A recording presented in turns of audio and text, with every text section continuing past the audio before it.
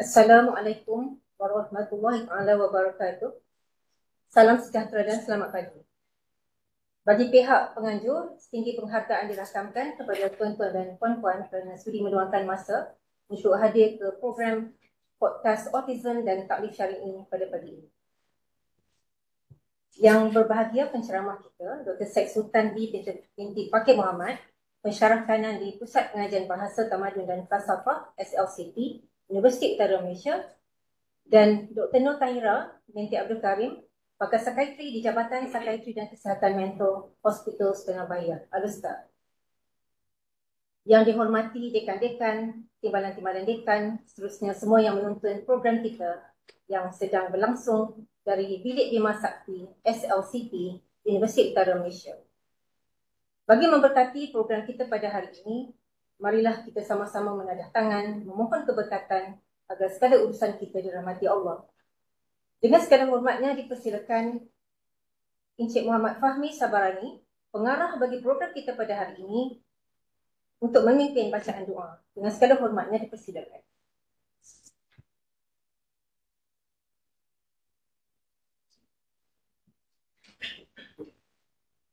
Al-Fatihah.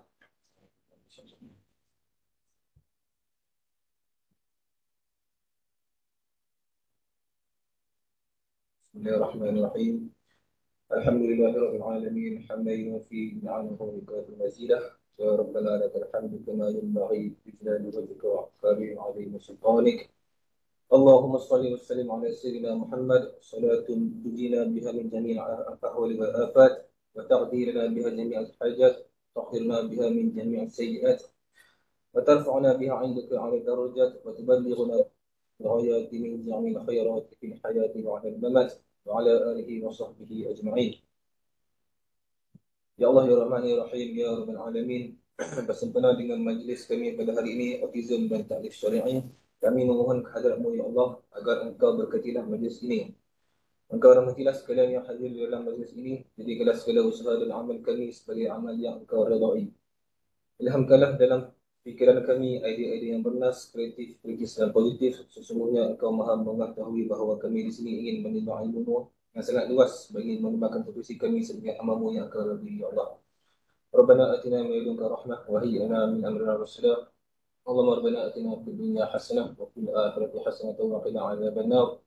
Wa sallallahu ala sayyidina Muhammad wa ala alihi wa ashabihi ajma'in. Subhana rabbika rabbil izzati amma yasifun. Wassalamu ala al-mursalin walhamdulillahi rabbil alamin.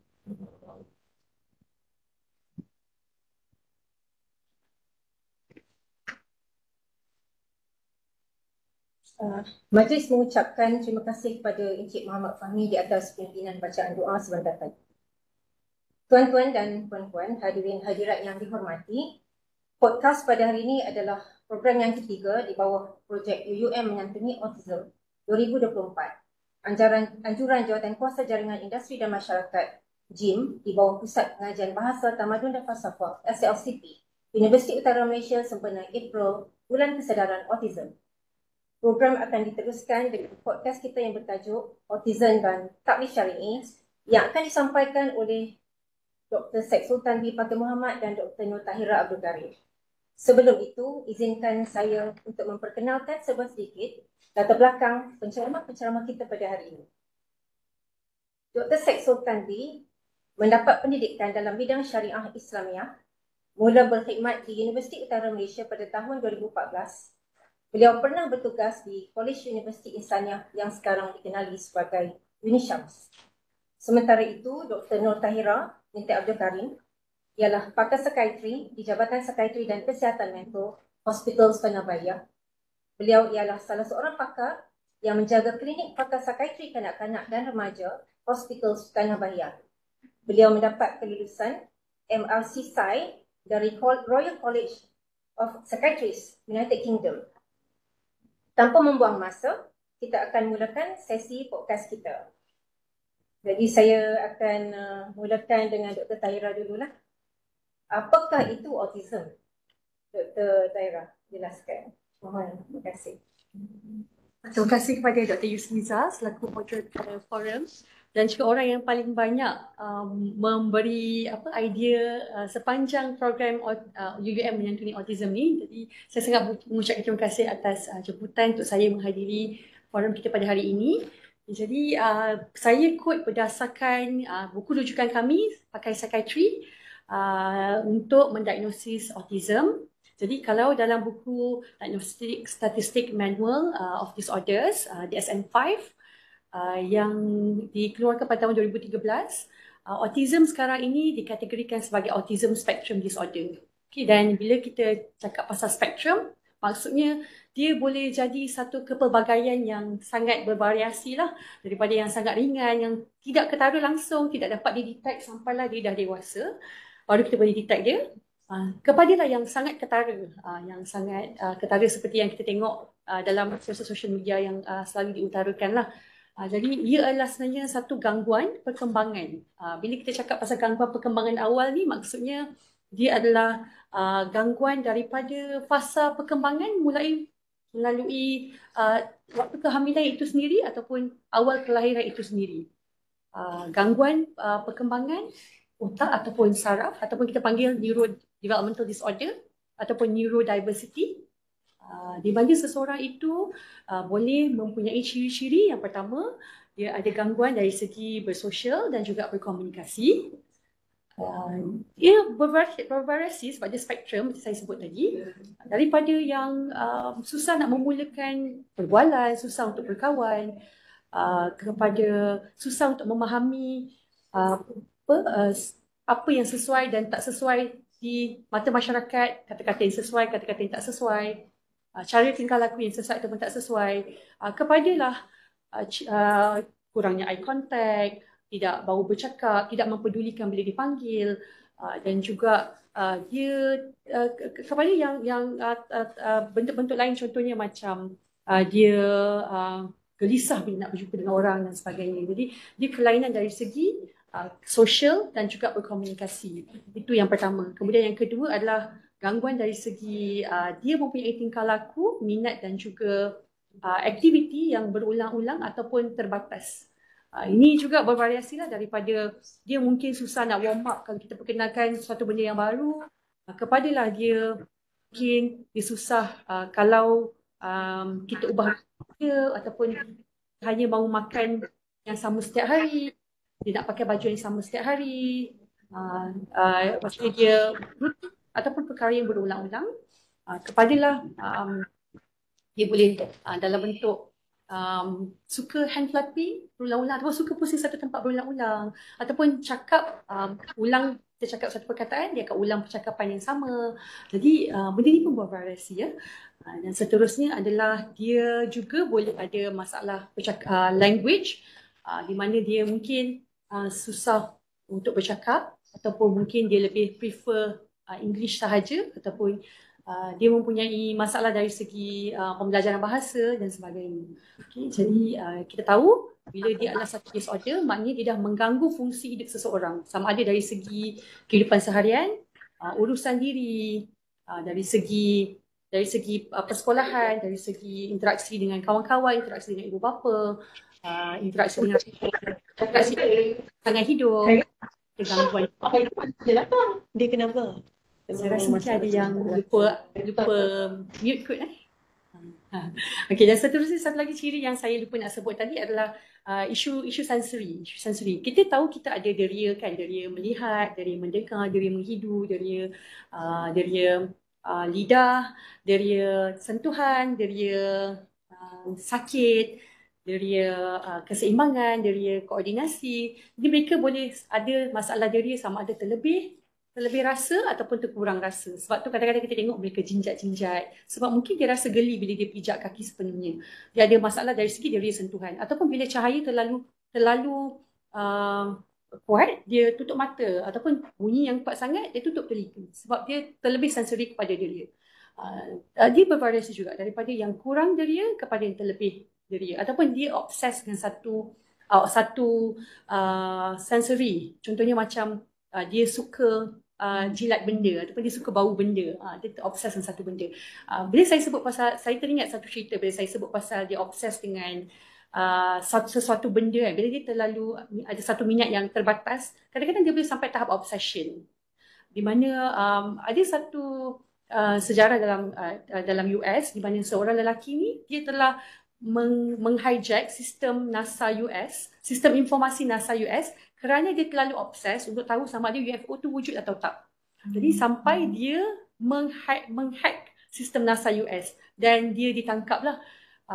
Dan waktu dia hijack ataupun hack sistem NASA US tu, dia tulis your system is crap dekat situ. Jadi dia telah didakwa di mahkamah dan saya lupa apa kesudahan perbicaraan beliau. Tapi ini satu contoh di mana dia bijak, dia IQ dia normal, maksudnya dia bijak tapi dia terlalu obses dengan sesuatu perkara. Jadi kita tengok orang yang ada autism spectrum disorder ni adalah dia orang yang agak berbeza daripada orang yang lain. Okay? Cuma sebab dia spectrum, dia boleh daripada contoh kalau warna biru kan, daripada warna biru cair kepada warna biru gelap. Nah, spectrum. Dan dia boleh di tengah-tengah. Biru yang biasalah. Dan kita bila saya sebut satu ciri-ciri tadi, satu masalah sosial, kedua masalah komunikasi, yang ketiga masalah minat yang berulang ataupun terbatas, ataupun tingkah laku terhad atau terbatas. Yang keempat adalah sensory, isu deria. Keempat ciri ni dia boleh dalam spektrum yang berbeza. Setiap satu ciri, contoh ciri komunikasi dia, spektrum dia boleh daripada, contoh kita bagi markah 0 sampai 10. Dari segi bercakap ataupun berkomunikasi, spektrum dia, keterukan itu boleh daripada 0 sampai 10. Begitu juga yang ciri yang ketiga dan keempat tadilah. Jadi kombinasi itu pun boleh berbeza-beza. Jadi sebab tu bila parents tanya kita, kenapa anak saya tak macam anak Zarina Zainuddin ataupun anak Adams Autism Family kan? Kita bagi tahu memang kombinasi autism adalah kombinasi yang berbeza. Macam kita juga sebagai manusia biasa, kita mempunyai personality dan juga muka yang berbeza-beza. Tak ada autism yang sama. It comes in all shapes and sizes. Okay? Jadi sedikit sebanyak saya simpulkan tentang autism. Terima kasih. Saya pas balik pada moderator kalau ada apa-apa nak saya tambah ke? Sebab itu kita namakan autism ni adalah kompleks. Betul. Neurodivergent. Dan itulah macam faktor-faktor risiko kan. Kadang-kadang parents tanya, adakah sebab anak saya banyak pakai gadget menyebabkan dia mendapat autism? Sebenarnya sebab bila kita kata dia adalah gangguan perkembangan awal, jadi dia sebenarnya daripada faktor biologi sendirilah. Dari segi perubahan struktur otak, bahan kimia otak. Jadi antara faktor yang boleh menyumbang kepada seorang mendapat autism antaranya adalah faktor ibu bapa yang sudah berusia lah ketika mengandungkan ataupun ketika anak tersebut terbentuk. Kalau pada wanita yang berumur 35 tahun ke atas, pada bapa yang berumur 40 tahun ke atas. Kemudian yang kedua adalah faktor genetik lah, faktor keturunan. Kita dapati banyak individu dengan autism ni adik-beradik dia 2-3 orang punya autism juga. Mungkin dari segi sepupu dia ada, pakcik dia ada, ibu bapa dia ada kan, yang mungkin tak terdiagnose sebelum ni. Kemudian yang ketiga adalah dari segi contoh dia mempunyai gangguan kurang oksigen ketika beliau lahir ataupun ketika sepanjang kehamilan. Contoh waktu tu dia sesak nafas ketika lahir, dia sawan ketika lahir dan sebagainya. Kemudian pramatang, dia hamil, usia kehamilan dia kurang 37 minggu dan ke bawah. Seterusnya adalah kurang berat badan waktu lahir lah, 2.5 dan ke bawah. So ini antara faktor risiko yang menyumbang lah. Dan kita dapati memang lagi banyak pada orang lelaki lah. Dia punya ratio tu 4:1. Maksudnya 4 orang lelaki kepada seorang perempuan yang cenderung mendapat autism. Kalau ikut data CDC ataupun kita panggil Center for Disease Control and Prevention daripada US pada tahun 2020, ini yang agak terbaru, 1 daripada 36 orang di US didapati mempunyai autism. Dan agak ramailah. Dan memang kita dapati memang sekarang memang begitu ramai yang datang ke klinik kita untuk sebagai kes baru untuk kita diagnose sebagai autism. Jadi dia bukan sesuatu yang luar biasa ataupun sesuatu yang perlu dianggap sebagai pelik sebab memang sangat common. Dan alhamdulillah kesedaran ibu bapa sekarang sangat bagus. Sebabkan promosi kesihatan mental, promosi masalah perkembangan yang sangat baik. Jadi mereka datang sekarang pada usia seawal setahun setengah, setahun lebih, 2 tahun, di mana mereka dapati anak mereka tak ada eye contact, anak mereka tidak mengeluarkan apa-apa kata-kata, ataupun daripada mula-mula boleh cakap mama, papa, tiba-tiba tak boleh cakap langsung. Jadi kesedaran sangat baik. Jadi sebab tu sekarang lagi ramai yang didiagnosis dan lagi ramai yang dibawa lah untuk diagnosis awal dan juga intervensi awal. Adakah prevalence yang semakin meningkat tu faktor penyumbangnya kesedaran? Betul. Faktor penyumbang kesedaran, betul, sebab kesedaran sekarang sangat baik, jadi mereka bawa ke klinik kesihatan awal, dan kita punya staf kesihatan pun sekarang telah menjalani latihan yang agak baik, jadi mereka boleh diagnose pada tahap awal. Awal-awal dia tengok budak tu yang tak ada eye contact, dia terus rujuk kepada perkhidmatan psikiatri ataupun perkhidmatan kanak-kanak lah. So kesedaran tu memainkan peranan yang penting lah, dan kan sekarang social media pun banyak promote pasal autism kan, jadi mereka ibu bapa on the lookout lah for ciri-ciri autism tu. Kalau anak ada speech delay, terus mereka concern, kadang-kadang mereka sendiri minta Dr. KK klinik kesihatan rujuk kepada pakar. Penerangan sangat menarik dari Dr. Zaira. Kita terus kepada Dr. Said pula ya. Dr. Said, tolong jelaskan autism dan taklif syari'i menurut perspektif fikih Islam.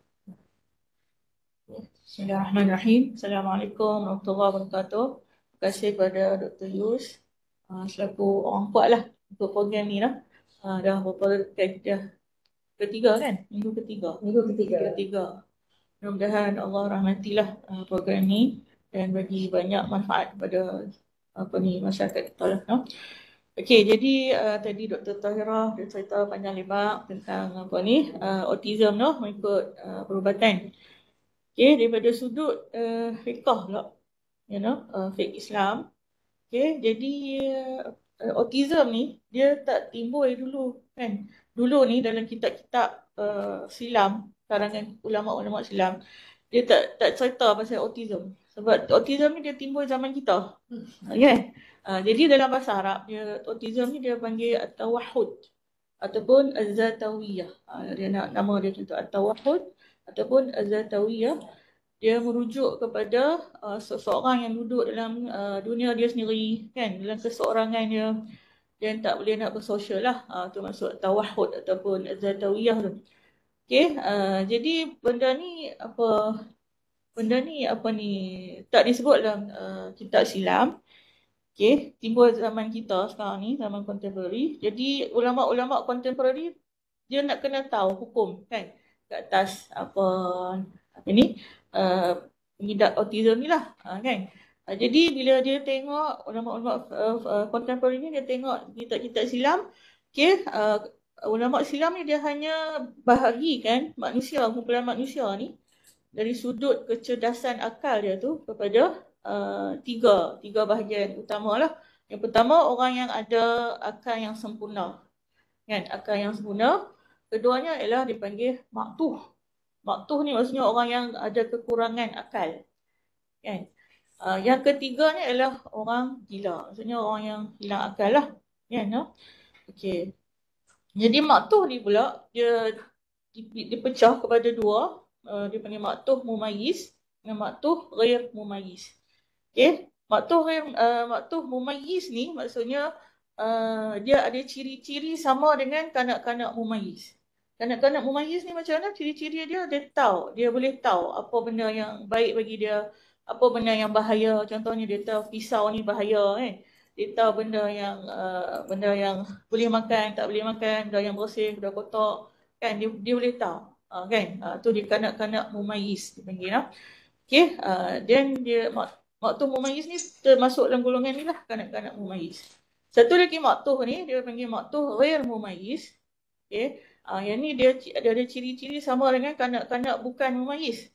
Kan, kanak-kanak bukan mumayyiz ni yang macam daripada baby sampai umur 7 tahun. Kan, baby ni kita nak kontrol, dia tak tahu. Benda pisau ni dia nak bola mulut dia. Kan, apa dia jumpa apa makanan kat bawah semua masuk mulut dia kan, dia tak tahu. Kan, ni maktuh ghair mumayyiz lah. Okey, dia sama dengan, dia ada ciri-ciri sama dengan kanak-kanak bukan mumayyiz. Okey, bila lepas tu jadi yang tu yang ada dalam kitab fiqh klasik yang 3-4 golongan ni lah. Okay, bila jadi fuqaha contemporary nak cari hukum, Jadi dia akan tengok pula dari sudut perubatan. Macam Dr. Tahira kata tadi, kan, autism ni dibahagi kepada 3 tahap tu. Kan, tahap yang pertama tahap ringan. Tahap ringan ni dia dia perlukan sokongan yang sikit je lah, kan, kecil je. Okey, yang tahap kedua ni sederhana. Okey, dia perlukan sokongan yang besar. Okey, tahap ketiga dia teruk. Dia kena sokongan yang sangat besar.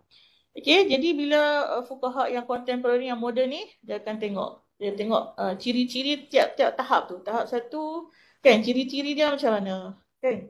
Tahap 1 ni selalu dia orang normal, kan, dia akal dia sempurna, cuma dia ada sikit-sikit lah, kan, kadang tak sedap pun, kan. Jadi dia tengok situ ciri-ciri tahap 1 dia match dengan yang fuqaha klasik cakap tu, yang 4 ni, kan. Jadi dia match dengan orang yang berakal. Maksudnya golongan yang sempurna tadi. Okey. Jadi yang tahap 1 dia masuk dalam golongan orang yang berakal.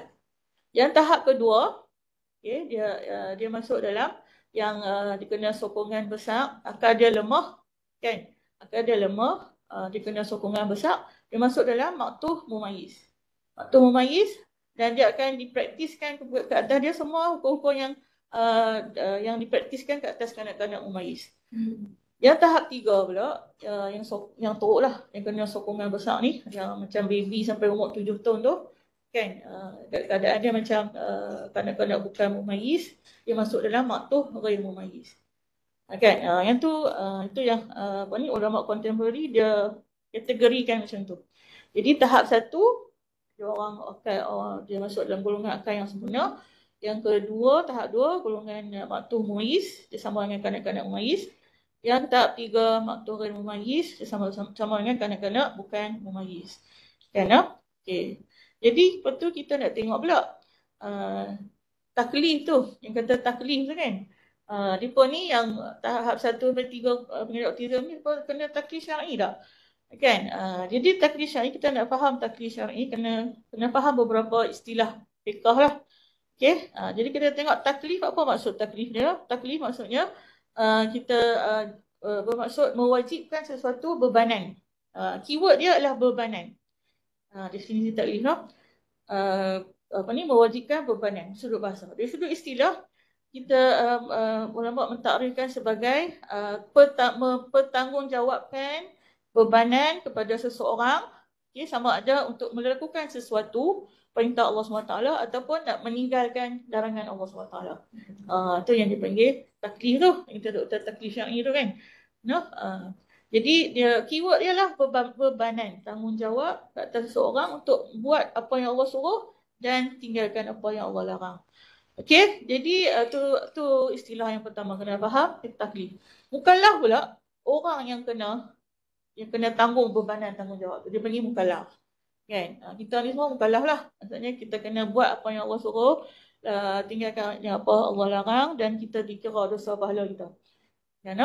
Lepas tu, bila kita tengok syarat mukallaf pula. Syarat mukallaf, antara syarat lah, dia banyak syarat lagi. Antara syarat dia, kena orang yang berakal, bahawa dia layak untuk jadi mukallaf, dan dia juga orang yang baligh, dan dia juga orang yang memahami khitab.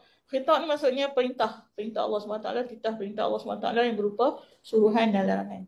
Dan Rasulullah SAW juga lah, jadi hadis Nabi SAW lah. Okey, jadi kita faham lah istilah-istilah tu, taklif, mukallaf, kan. Daripada sini, ulama' dia buat keluar kesimpulan hukum.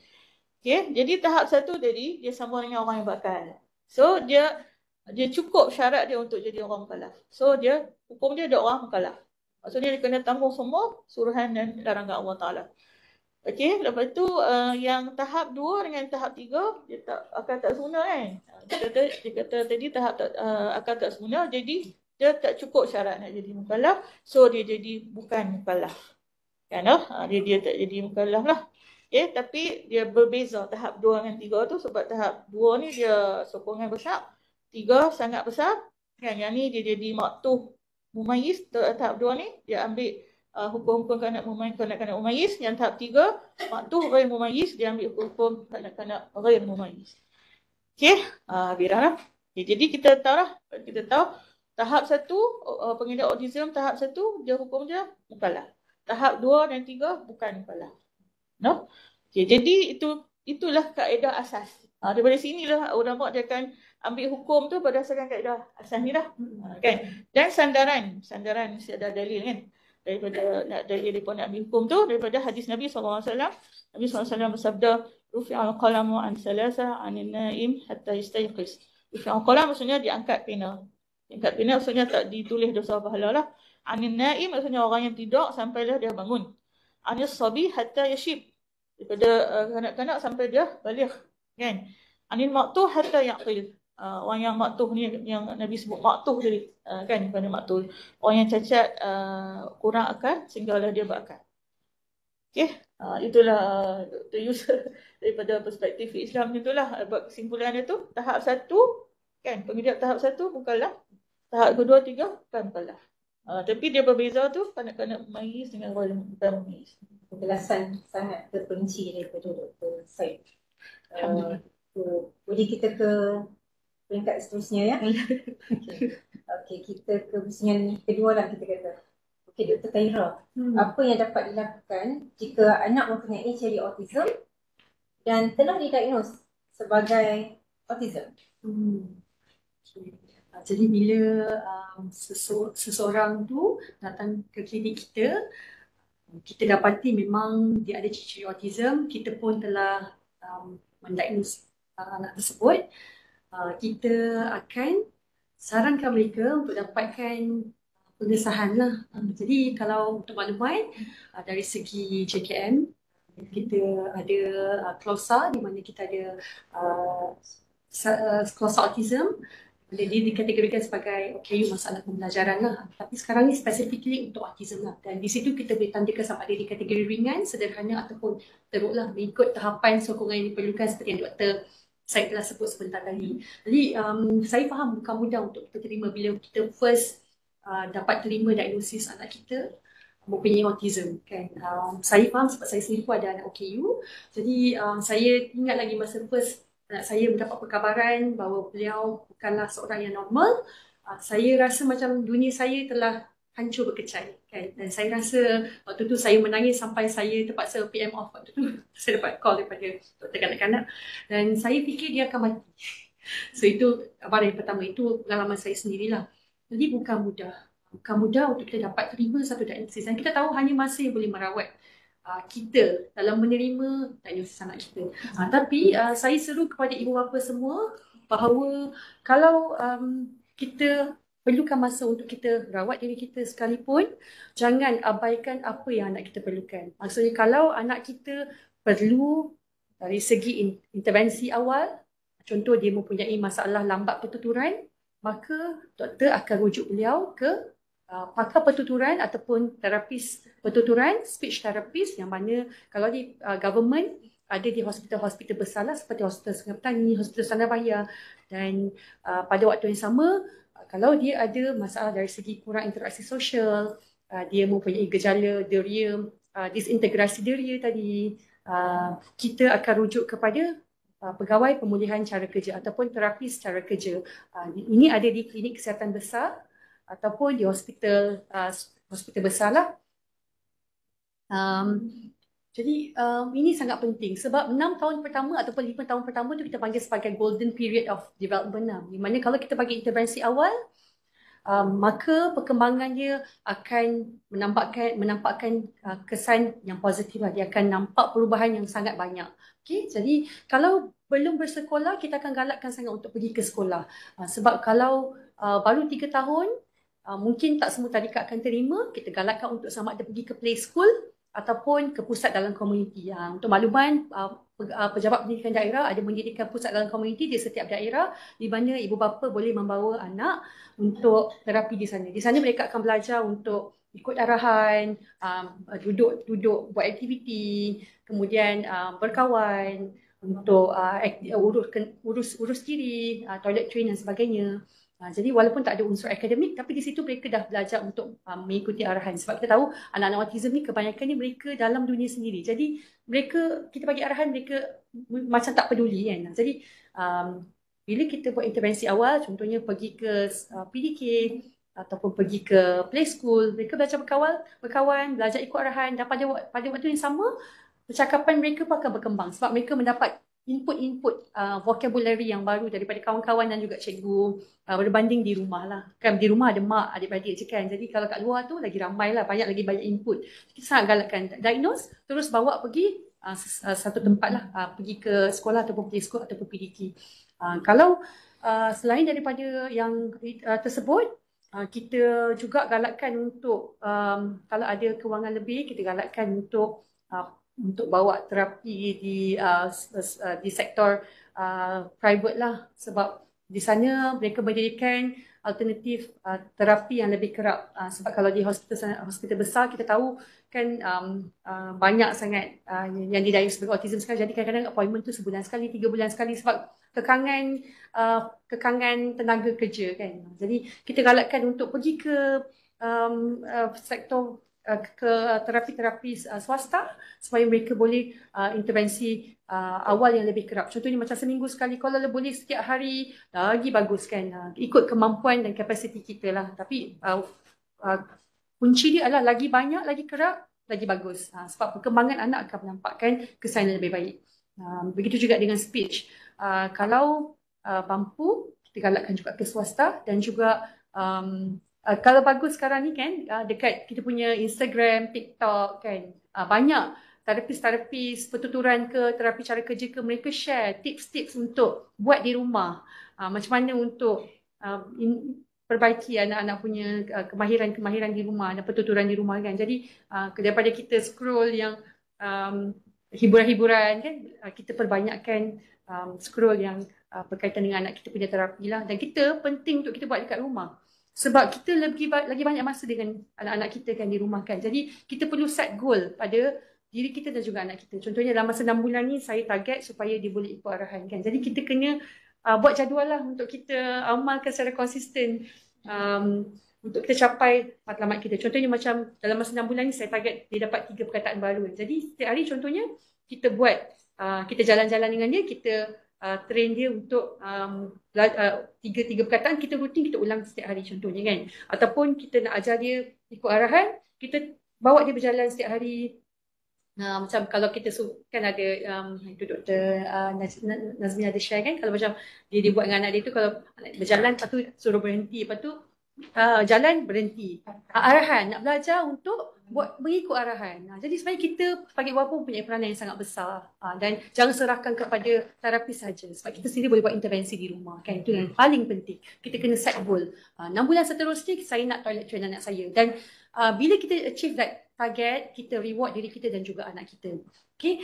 Dan bila kita nak mencapai satu target ni, penting untuk kita berbincang dengan pasangan kita untuk komitmen, dan juga kita kena dapatkan sokongan lah daripada support group. Tanya dia orang dulu buat macam mana kan. Kalau kita fail, kita macam mana cara lagi untuk dapatkan support dan sebagainya kan.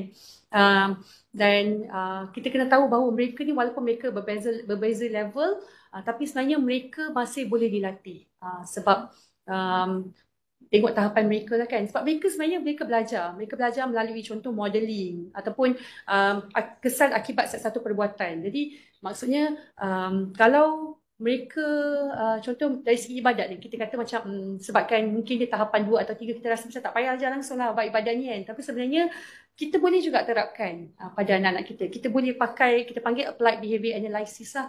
Ini terapi atau terapi yang evidence based ataupun secara terbukti membantu anak-anak ni, di mana kita ajar mereka kesan akibat satu perbuatan. Kalau contoh dia hari ni dia solat kan, kita tak perlulah letakkan expectation yang tinggi kan, nak dia hafal surah ke ataupun dia boleh buat secara teratur ke, tak perlu. Yang penting mula dengan dia biasakan rutin tu dulu kan, ikut kita kan. Bila dia buat, kita bagi dia 1 bintang. Kita tampal star chart kan, carta bintang. Lepas tu dapat 5 bintang, kita bagi dia reward. Tapi sebelum tu kita bincang dengan dia lah, adik, mama nak buat carta bintang dengan adik. Kalau adik boleh ikut mama solat, mama nak adik dapat 1 bintang. Lepas dapat 5 bintang, adik dapat 1 hadiah. Adik nak hadiah apa? Kereta RM2 kan. So, dia ada kereta kan, kita pergi je lah kat kedai RM2 ni. Jadi lepas dapat 5 bintang tu, kita betul-betul bagi dia reward. Jadi dia nampak tingkah laku yang baik tu mendapat reward kan. Dan itu dari segi itulah. And then kalau dari segi puasa dan sebagainya pun konteks yang sama lah. Saya nak tekankan pada ibu bapa bahawa reward ni sebenarnya ada dua jenis lah. Yang pertama adalah primary reward, di mana kita peluk dia, kita puji dia, kita masakkan benda yang dia suka kan. Itu sebenarnya lebih penting lah, primary reward ni, peluk, puji kan. Secondary reward adalah dari segi barang-barang, duit kan, ataupun material lah kan. So dua-dua ni equally penting lah, dan jangan lupa yang primary reward tu. Kita puji pun kadang-kadang dia dah rasa self esteem dia dah meningkat kan. Dan berbalik kepada yang tadi saya kata pasal pengesahan OKU tadi, kita galakkan sebab sebenarnya banyak manfaat. Anak saya sendiri merupakan pemegang kad OKU.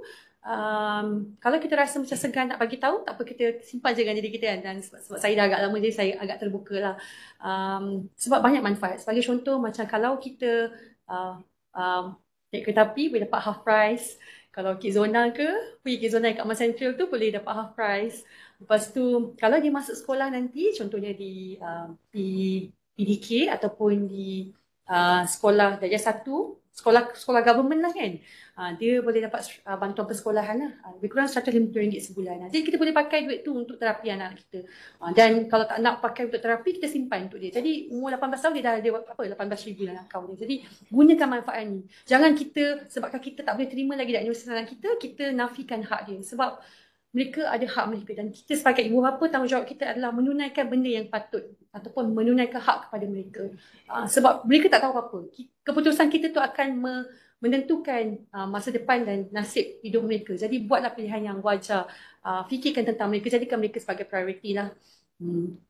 Dan saya rasa mungkin setakat ni lah kot kalau apa-apa boleh tambah. Dari segi persekolahan saya tak sentuh lagi sebab saya rasa masa agak terhad.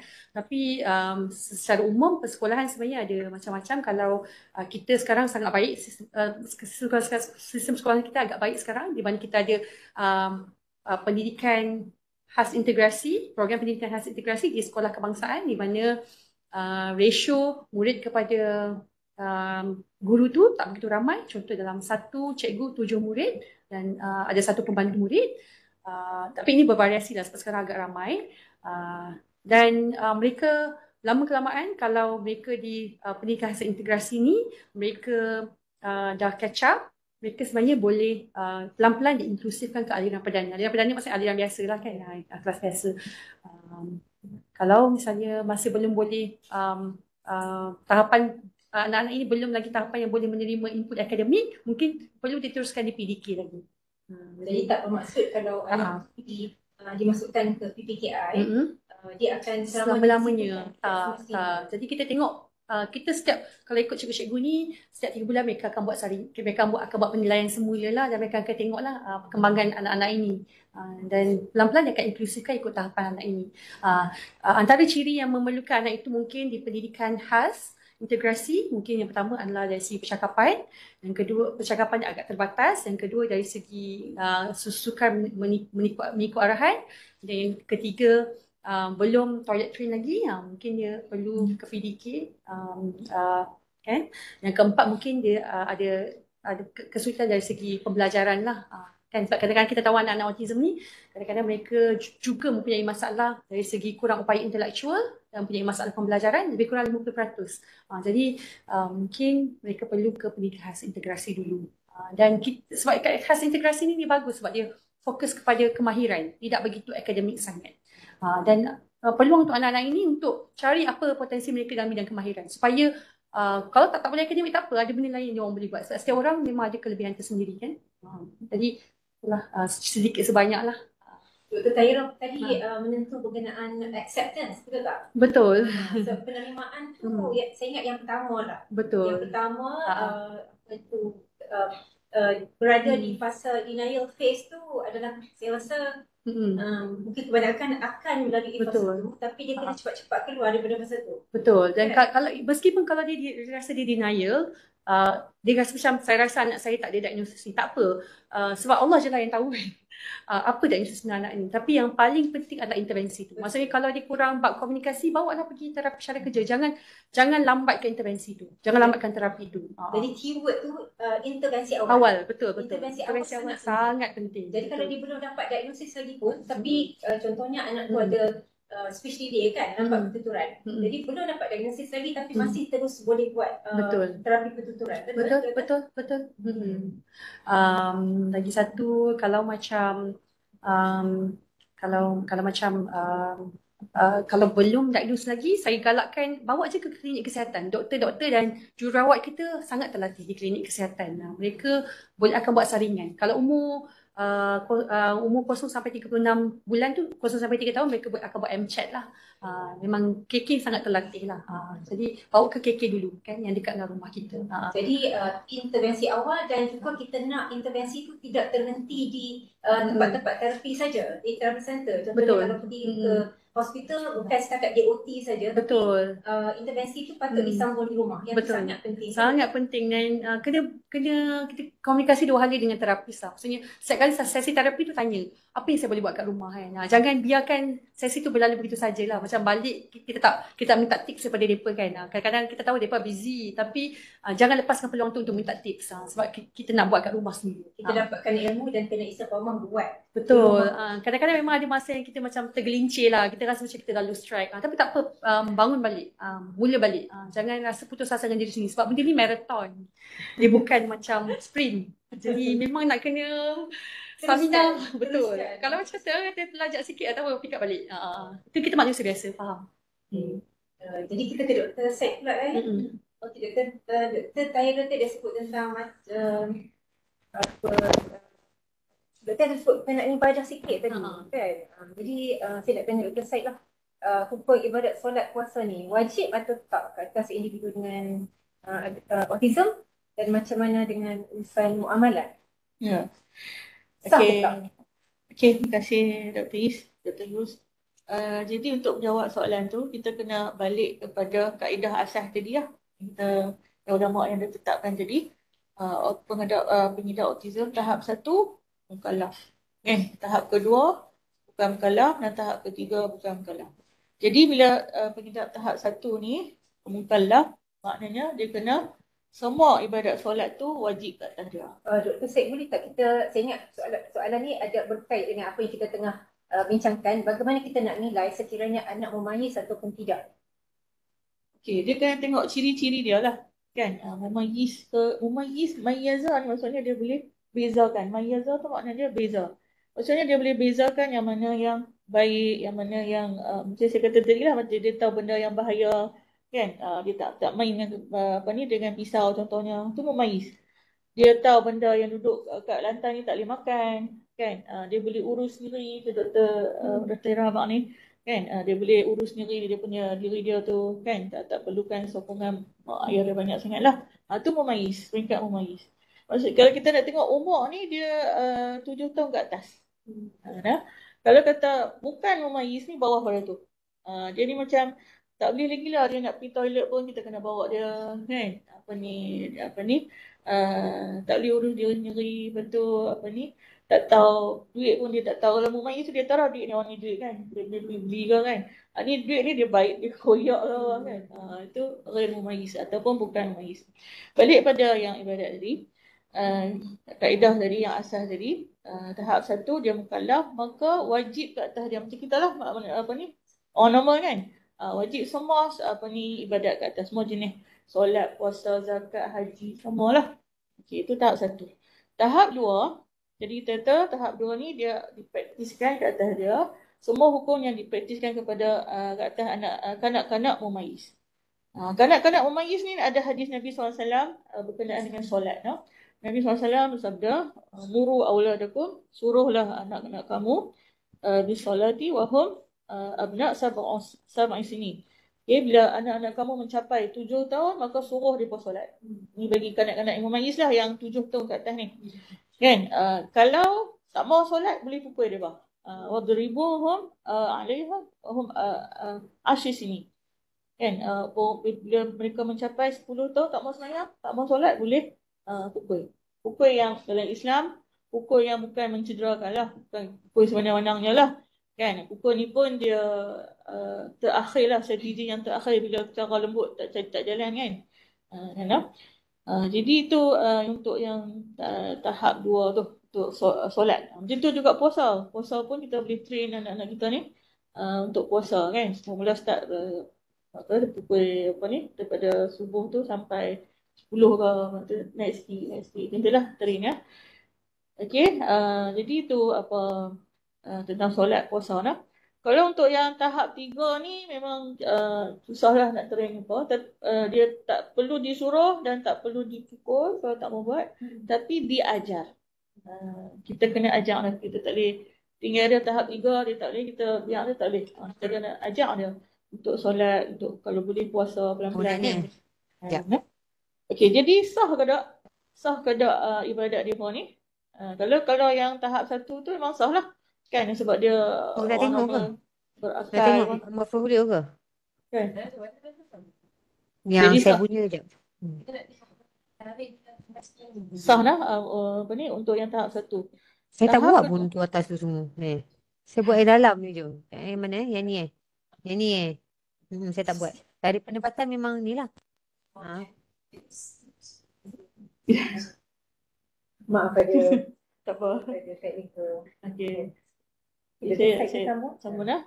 Jadi untuk tahap 2 ni yang sama dengan dipraktiskan hukum kanak-kanak mumayyiz ni, dia punya ibadat dia semua sah. Sah semua yang dia buat tu sebab dia ada akal dia. Dia tahu yang mana yang baik, yang mana yang buruk tu, kan. Tapi yang tahap 3 ni tak sah lah. Tak sah dia punya ibadat dia. Tetapi Allah SWT Tuhan Maha Pengasih Maha Penyayang tetap akan bagi pahala. Akan dapat pahala. Kan? Walaupun dia tahap 3. Kan? Tahap 2 kan? Tetap dapat pahala. Nah, tu daripada sudut ibadat lah. Kalau zakat ni dia tak yang mukallaf tu, yang tahap 1 tu wajib lah kan zakat. Yang 2 dan 3 ni kalau kanak-kanak tu, anak tu dia ada duit kan, mungkin dia dapat apa hadiah ke, dapat warisan pusaka ke apa, dia punya ibu bapa ataupun penjaga tu yang wajib bayar zakat. Tak wajib kat anak tu tak tahu kan. Jadi penjaga tu lah yang kena ambil peranan, kena bayar zakat tu kalau dia sampai semua syarat dia dah. Kan? Kalau haji yang tahap pertama memang biasalah kan, macam mana pun. Yang tahap kedua tu boleh buat haji kan, dia boleh niat sendiri, bapak dia ajak dia niat ihram apa semua tu, dia buat tawaf apa semua kan, sah. Okey, sah haji dia. Tetapi sah yang sunat lah, dia tak dapat haji yang wajib, dia dapat haji sunat. Maksudnya haji yang wajib tu masih ada lagi lah, tak tertunai lah. Kan, kalau yang tahap 3 tu pun yang tu memang dia tak boleh sendiri lah kot. Dia tak boleh ihram, tak boleh sebut sendiri kan. Bapak dia tolong niatkan, bapak dia tolong bawa dia gendong ke apa, tawaf apa tu.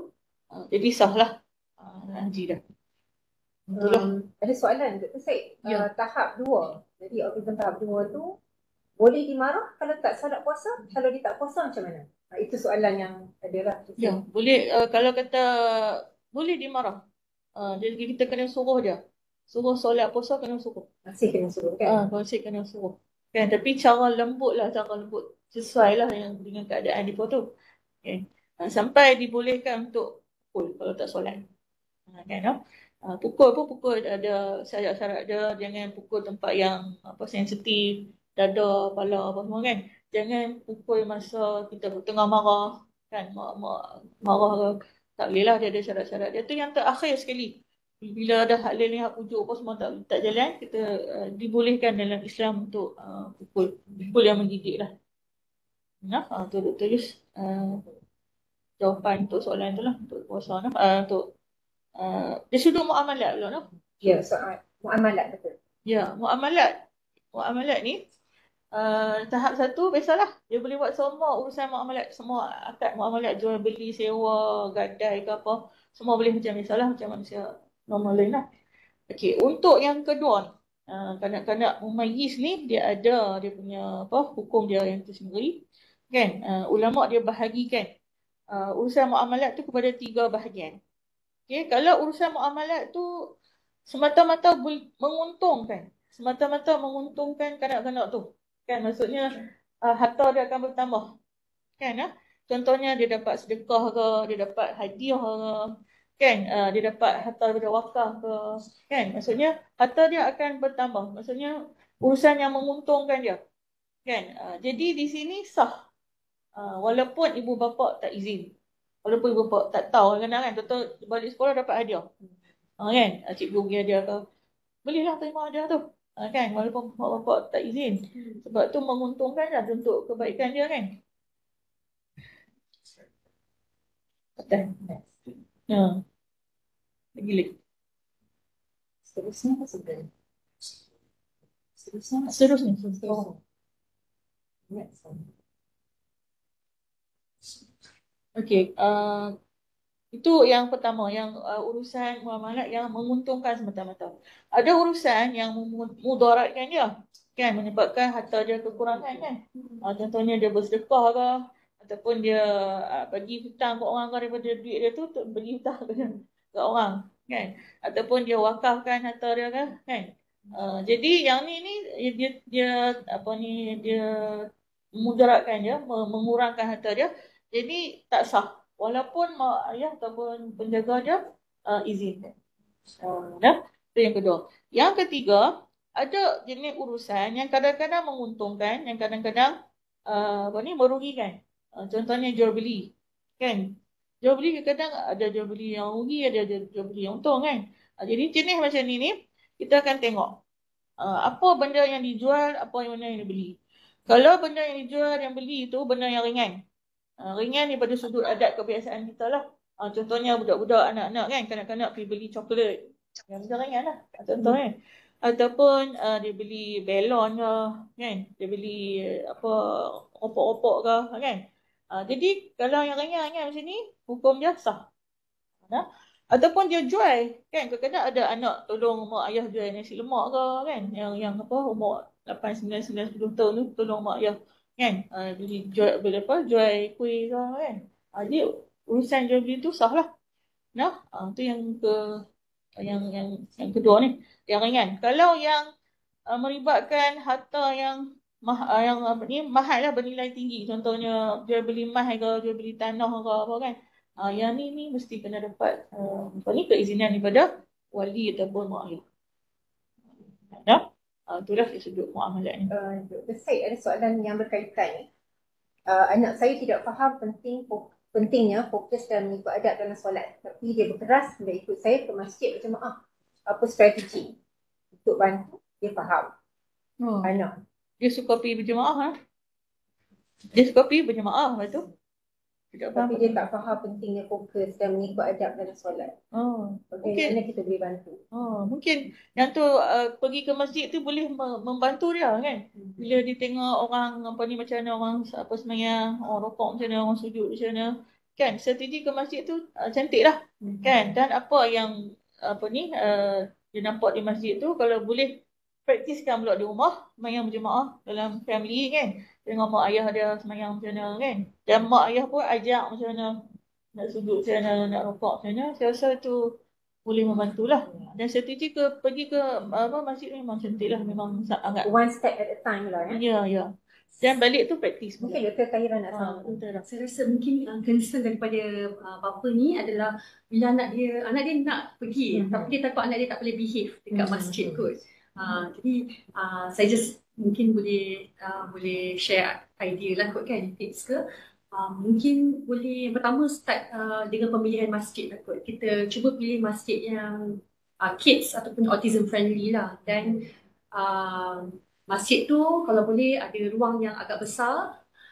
Mungkin ruang yang macam dia belakang luas ataupun ada banyak ruang-ruang kan, supaya anak tu mula-mula dia boleh kat ruang yang macam bukan solat ke dulu kan, ataupun kalau dia nak solat duduk belakang ke dulu kan. Dan yang kedua, bagi kefahaman kepada qariah masjid bahawa anak ini anak istimewa. Anak ini mungkin walaupun badannya besar, walaupun dia nampak macam dah dewasa, tapi sebenarnya akalnya, tahapannya mungkin tahapan anak yang sekolah rendah ataupun anak yang tahap tadika kan.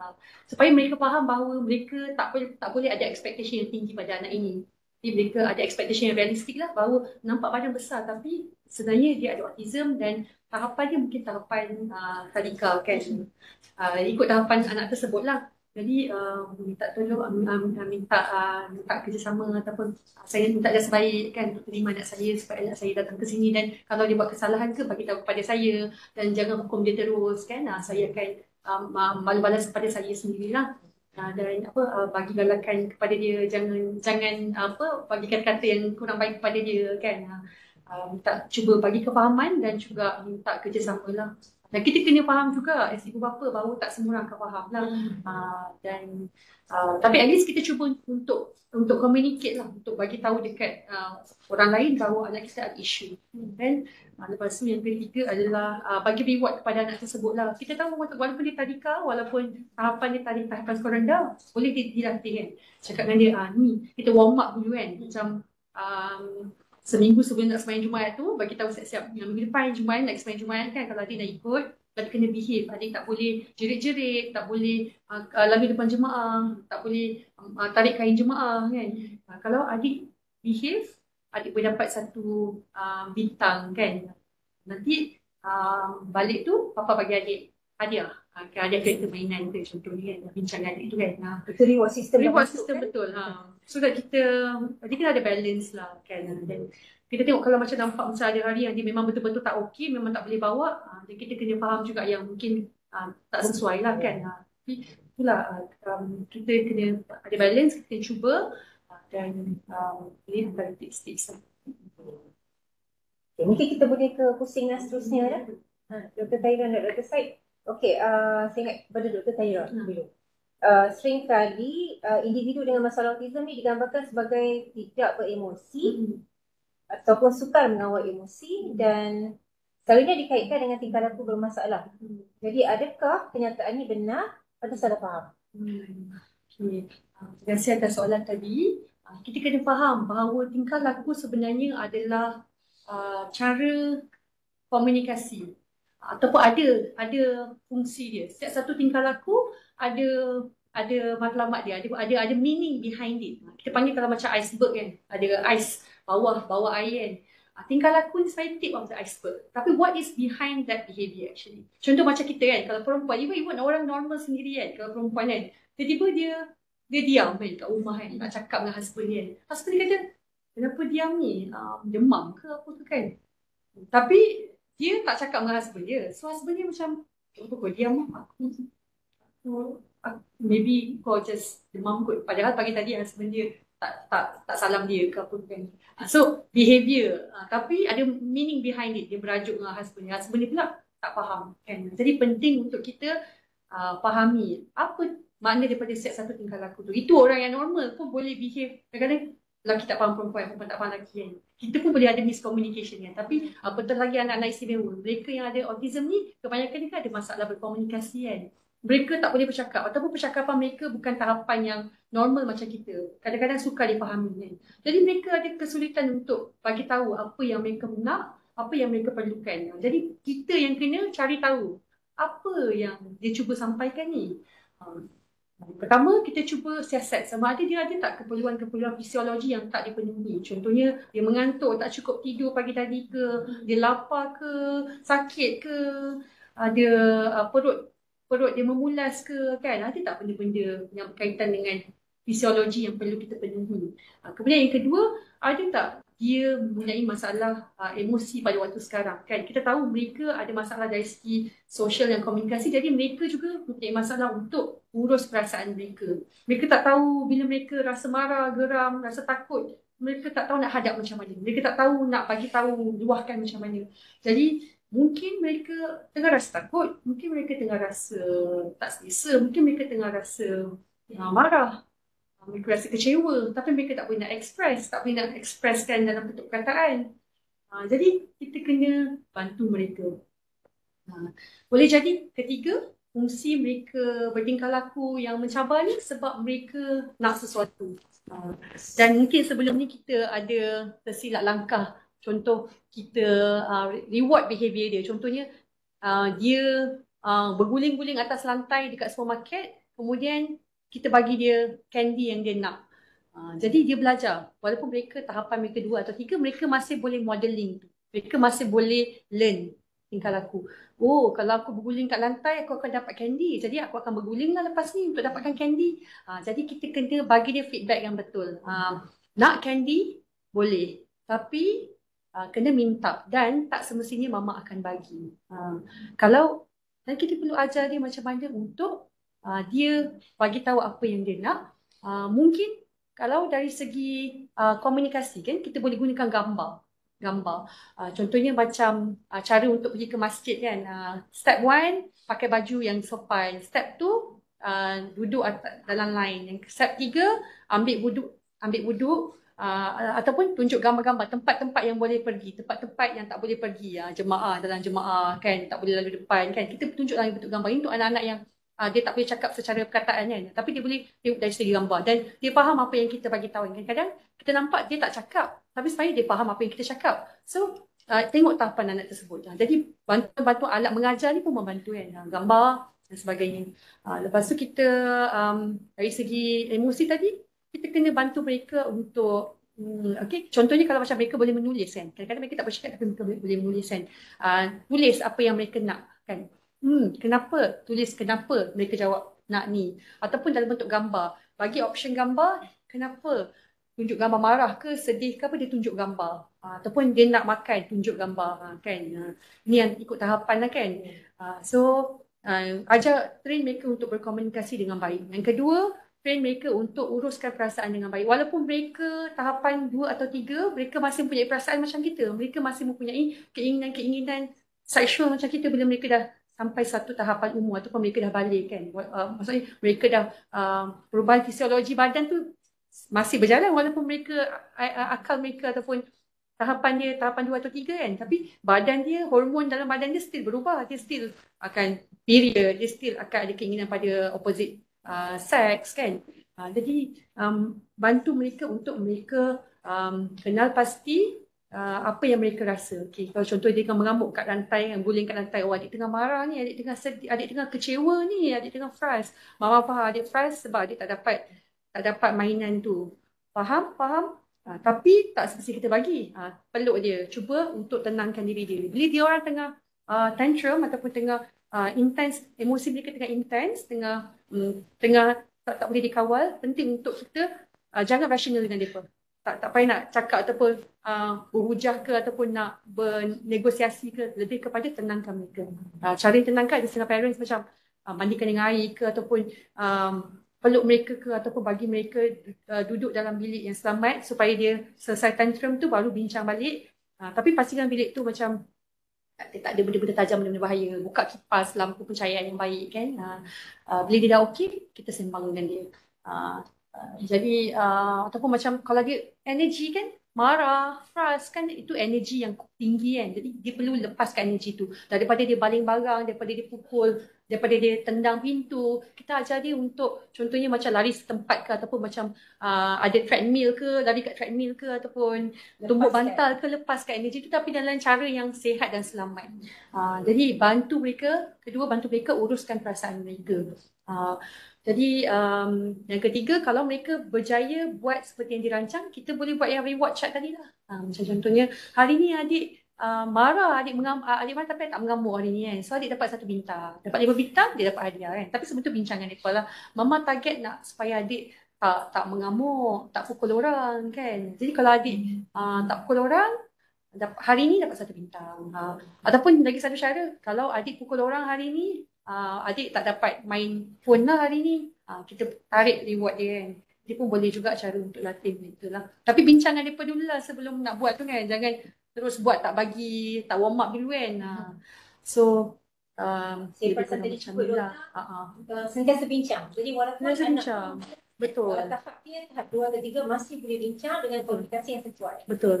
Dan kita cubalah. Maksudnya jangan terus kita cakap ni tak faham ni kan. Kita cuba dulu kan. Of course memang kalau ada tahapan yang memang kadang-kadang dia tak faham apa. Tapi sebenarnya sedikit masih ada kefahaman tu. Kadang-kadang nampak kan kalau anak yang tahapan ketiga kan. Walaupun dia marah, dia dah pukul kita. Lepas tu dia akan peluk kita balik. Dia sorry. Dia macam nak cakap dia sorry kan. Supaya dia tahu kita fresh atas tingkah laku dia. So, dia ada kefahaman juga dekat situ sebenarnya sedikit.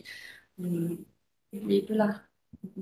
Jadi, jika kita berhadapan dengan emosi yang mungkin agak kurang stabil dalam masa tu, ibu bapa kena tenangkan emosi ibu bapa Tenangkan sendiri diri. kan. Betul, ibu Baru bapa kita- kena tenang dulu. Ya, baru Betul. kita boleh tenangkan anak. Betul, dan ini adalah satu proses yang masa panjang lah. Kita pun belajar untuk macam mana urus perasaan kita, dan lama-lama kita boleh terima anak kita. Tapi ada je waktu yang kita memang hilang kan. Tapi waktu tu pasangan kita perlu bantu kita. Jadi itu penting support system tu. Kita tak boleh buat seorang-seorang. Mustahil sebab kita manusia biasa. Jadi kita kepada Dr. Syed juga. Jadi seperti manusia ni kadang-kadang individu dengan masalah autism ni boleh melakukan kesilapan. Jadi boleh Dr. Syed terangkan fiqh Islam berkaitan kesalahan jenayah bagi individu dengan masalah autism. Dr. Khairul tadi ada sebut yang mereka juga punya perasaan seperti kita kan, Dr. Jadi kita minta Dr. Syed uraikanlah kitab fiqh Islam dari sudut pandang. Okay, terima kasih Dr. Yus. Okay, jadi manusia biasa, no? Manusia biasa pun boleh buat kesilapan. Kan? Betul lagi yang ada kekurangan ni, kan? Mungkin kadang-kadang dia boleh terjebak daripada jenayah. Okay, jadi kita balik semua tu persoalan balik pada yang kaedah asas tadi, no? Jadi tahap 1, kalau pengidap autism tahap 1 yang mukallaf ni, kalau dia buat apa-apa kesalahan jenayah, maka dia akan dapat hukuman yang ditetapkan lah, semua hukuman lah, kan, daripada hududnya, qisasnya, diyahnya, kan, dan ta'zir. Jadi semua tu di-apply kepada yang tahap 1. Untuk yang tahap 2 ni bukan mukallaf kan. Kita kata tadi bukan mukallaf, maksudnya dia terlepas terlepas, tapi ada juga yang tak terlepas. Dia terlepas, yang terlepas ni ialah hudud. Kalau dia mencuri lah contohnya, kan, dia sabit kesalahan, semua syarat dia cukup, dia tak dipotong. Dia tak dipotong tangan ni lah. Kerana ni sudut fiqah lah, bukan sudut perundangan lah. Dan kalau dia sampai membunuh, kesalahan sampai membunuh, dia tak dikisaskan. Qisas ni maksudnya bunuh balik, hukuman bunuh balik lah. Kan? Tapi dia kena tanggung diyah. Diyah tu maksudnya sejumlah harta yang kena dibayar kepada keluarga mangsa. Kalau tak kena qisas, diyah dia kena. Dan dia kena ta'zir. Ta'zir ni ialah hukuman-hukuman yang tak ditetapkan dalam Quran dan Sunnah, kan? Macam hudud qisas ni memang clear. Dia punya hukuman ni clear, kan? Had zina macam mana, had murtad, semua kan ada dibincangkan dalam Quran Sunnah, Nabi pun sebut. Kalau ta'zir ni dia diserahkan kepada pemerintah, kan? Ikut pemerintah, kebijaksanaan pemerintah lah, macam mana dia nak hukum atas kesalahan tu, kan? Contohnya penjara ke, bayar denda ke, kan? Itu semua masuk dalam ta'zir lah. Okay, jadi untuk yang anak-anak autism ni, dia kalau ta'zir ni maksudnya dia lebih kepada untuk mendidik dia, kan? Bukan untuk menghukum dia lah, kan? Ini balik kepada penjaga, ibu bapa, wali lah. Mereka lah yang bertanggungjawab untuk membentuk balik anak-anak ni, macam Dr. Tahira cakap banyak tadi, kan? Train dia, kan, supaya tak buat kesilahan. Jangan ambil barang kalau pergi supermarket, jangan ambil barang ke, jangan pukul kawan ke kat sekolah, kan? Jadi kena train lah, dan train ni ikut kesesuaian lah, no? Kesesuaian macam mana keadaan anak tu, kan? Kalau dia start dengan cara lembut dulu, kan, macam jadi bagi reward semua tu, kan? Jadi bagi ganjaran, lepas tu bagi pujian, kan, puji dia, kan? Kalau tak boleh, last sekali boleh guna kekerasan, walaupun untuk anak autism. Okay, boleh guna kekerasan, pukulan yang mendidik lah, bukan pukulan yang nak menghukum. Tu dari sudut jenayah. Dari sudut perkahwinan, tadi Dr. Tahira cakap memang dia pun ada keinginan cerita juga lah, kan? Bila sampai ke satu masa balik tu, dia pun ada keinginan untuk perkahwin ke apa, kan? Jadi bila kita tengok hukum kahwin, hukum kahwin untuk anak-anak autism ni, kita balik kepada kaedah dia, kaedah asas dalam hukum perkahwinan. Okay, persepakatan fuqaha, maksudnya semua fuqaha, maksudnya daripada mazhab Syafi'i ke, Hanafi ke, Maliki ke, Hambali, semua bersepakat bahawa akad ni bukanlah satu syarat yang membolehkan seseorang tu berkahwin. Maksudnya orang yang tak ada akal, orang gila pun ataupun kekurangan akal maktuh tadi ni boleh kahwin. Dan boleh kahwin dan sah perkahwinan mereka. Maksudnya akal tu tak menjadi syarat untuk sesuatu perkahwinan tu untuk dia nak kahwin. Macam orang normal lah. Tapi dia ada syarat dia. Syarat dia yang lebih ketat sikit daripada orang normal biasa ni. Syarat dia yang pertama, kalau tengok yang bukan mukallaf ni, orang kadang-kadang nak memayis, bukan memayis maktuh pun masuk dalam ni lah. Kan? Syarat yang pertama, yang nak mengahwinkan dia tu mestilah bapa ataupun kalau tak ada bapa, datuk. Dipanggil wali mujbir. Wali mujbir ni maksudnya bapa, datuk. Sebab mereka ni lah yang orang manusia yang paling ambil tahu tentang kebaikan tentang diri mereka ni lah.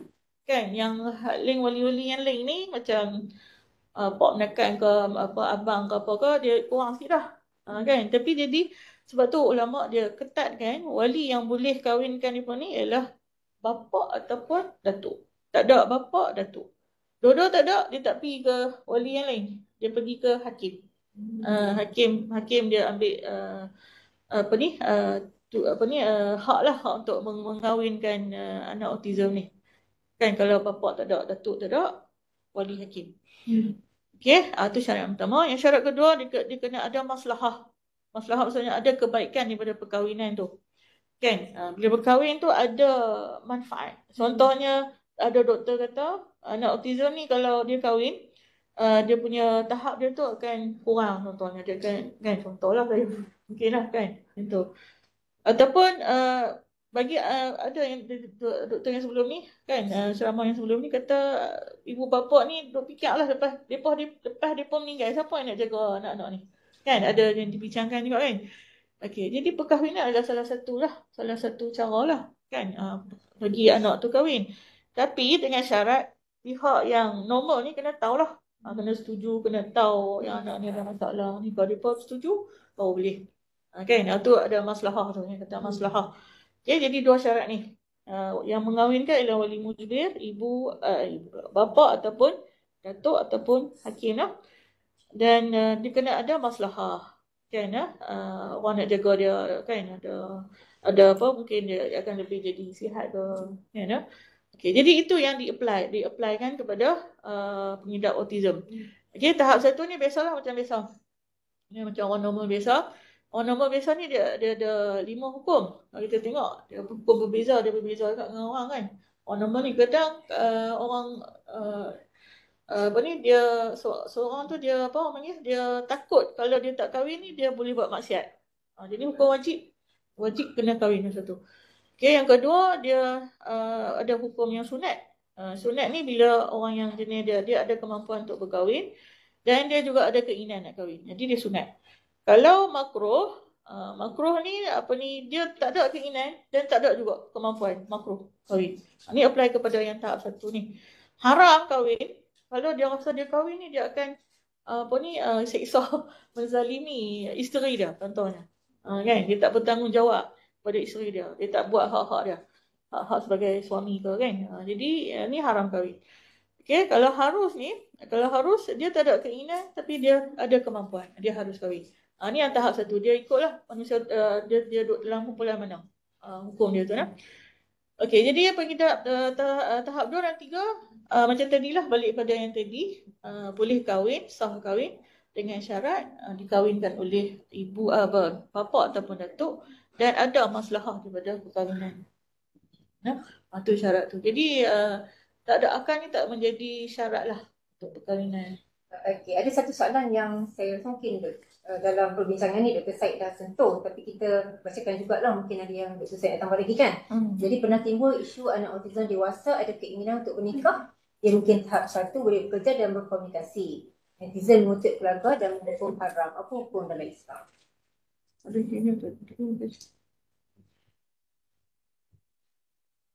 Menghukum haram tak, dia itulah kita kata dia kena ada, dia kalau tahap 1 kan macam normal kan, dia ada keinginan, dia ada autism sikit contohnya lah kan, dia mungkin dia ada serta-serta masa dia jadi macam tahap 2 atau tahap 3. Okey. Jadi kita kata tahap 1 ni dia boleh kahwin. Sampai tahap 2 3 pun boleh kahwin lah. Tapi dengan syaratnya itulah kita kena ada bagi tahu kepada pihak yang normal tu tentang keadaan tu kan, dan mendapat persetujuan, bolehlah, tak ada masalah. Ya, tu jawapannya Nana. Okey, satu lagi saya ingat saya bacakan rujukan kepada doktor saya juga. Adakah autism ditentukan oleh keadaan daya akliyah seseorang semata-mata? Dia penentuan had taklif ni dia ada 2. Had taklif tu. Satu dia boleh faham akal lah tu kan. Dia boleh faham semua perintah daripada Allah SWT kan, daripada Quran, Sunnah, dia boleh faham kan. Solat ni macam mana, kenapa dia kena solat, apa hubungan dia sebagai hamba dengan Tuhan kan, dia boleh faham. Bukan setakat dia bergerak je lah, bukan pergerakan tu kan, pergerakan rukuk, sujud, bukan setakat tu je. Dia boleh faham kenapa dia solat, siapa yang dia sembah kan, kenapa perlu solat, semua tu, puasa dan sebagainya lah. Itu satu, had taklif, dia boleh faham. Dan yang kedua, dia boleh praktiskan apa yang dia faham kan. Tu dua benchmark lah yang menentukan tahap taklif tu. Yang ni saya tujukan kepada Dr. Tahira. Soalan ni sangat ada kaitan dengan perbincangan ni. Apa strategi apabila anak mula ada keinginan kepada jantina lain, bagaimana memastikan anak boleh faham dan kenal keinginan tersebut? Bagaimana apabila dewasa? Kalau kita tahu lah kan, macam kita sebut tadi, memang anak-anak ni dia keinginan seksual tu akan ada lah seiring dengan umur balik dia nanti kan. Jadi yang pertama kita kena nilai anak tersebut lah, sama ada dia faham ke tak tentang jantina dan juga mengenai keinginan seksual ni kan. Jadi kita kena ajar dia kita ajar mereka apa itu keinginan seksual dan mana yang sesuai, mana yang tak sesuai. Maksudnya faham awak ada keinginan seksual, tapi kita kena ajar dia cara yang sesuai untuk dia uruskan keinginan seksual dia. Dan cara dia uruskan keinginan seksual tu sama juga macam kita ajar anak-anak lain lah untuk uruskan keinginan seksual. Maksudnya tundukkan pandangan, lepas tu jangan tengok apa-apa yang berkaitan dengan contoh pornografi ataupun rangsangan-rangsangan yang boleh merangsangkan nafsu syahwat. Kemudian berpuasa jika boleh. Kemudian kalau dia mampu boleh berkahwin lah. Ini adalah tahapan yang lain lah kan. Kalau misalnya ada orang nak dia pun nak ke orang tua, dan keluarga pun boleh support kedua-duanya boleh berkahwin lah. Tapi kita tahu ini agak sukar lah untuk berlaku. Tapi kita kena ajar dia lah mana yang sesuai, mana yang tak sesuai. Contoh kadang-kadang ada yang macam bermasturbasi, saya sebut, ada yang bermasturbasi di halayak ramai kan. Kita kena bagi tahu dia ini tak boleh. Kita kena letakkan boundaries tu. Ini tak boleh diterima lah, tak boleh. Ini tak sesuai di masyarakat. Jadi maksudnya benda-benda macam ni tak boleh di halayak ramai lah. And then tak boleh sentuh perempuan, tak boleh pegang tak boleh tunjukkan kemaluan sendiri, tak boleh membuka aurat. Kita kena ajar lah. Dan kita buat reward juga lah kan, sama juga. Untuk kita train tingkah laku yang baik, kita perlu buat reward ataupun tarik reward kalau dia buat sesuatu yang tak diingini. Pernah juga kalau sebelum ni ada parents yang hadap situasi macam ni, dia terpaksa tarik anak dia daripada kelas kejap sementara waktu. Dia bagi tahu kalau awak dah behave, dah tak buat, dah tak sentuh cikgu, dah tak sentuh kawan-kawan perempuan yang lain, baru mama akan benarkan awak ke sekolah. Sebab anak ni suka ke sekolah. Jadi bila dia nak ke sekolah, dia tahu dia tak boleh buat perangai macam ni. So dia tak buatlah lepas tu. Dan kalau misalnya kita kena bagi, kalau misalnya dia ada tiba-tiba keinginan nak buat macam tu, kita kena ajar dia contingency plan lah. Contoh kalau kat sekolah tiba-tiba rasa nak buat macam tu kan, awak tenangkan diri awak dalam toilet ke kan, jangan buat di halayak ramai. Macam tu lah. Dan memang ada certain cases yang tingkah laku mencabar ni terlalu mencabar sampai kita dah buat strategi-strategi kita bincangkan tadi, masih tak boleh dikawal. Kadang-kadang perlu kita mulakan ubat lah. Sebab jangan lupa anak-anak autism ni ada perasaan, kadang-kadang mereka juga boleh ada kemurungan, boleh ada kegelisahan, boleh ada gangguan psikotik, maksudnya dia hilang kontak dengan alam realiti, ataupun dia susah nak kawal perasaan marah dia kan, terlampau-lampau, kadang-kadang ada peranan kita mulakan ubat. Sebab kita nampak contoh macam sebelum ni tak ada tingkah laku macam ni, tiba-tiba dia ada tingkah laku yang dia tak boleh kawal diri dia kan.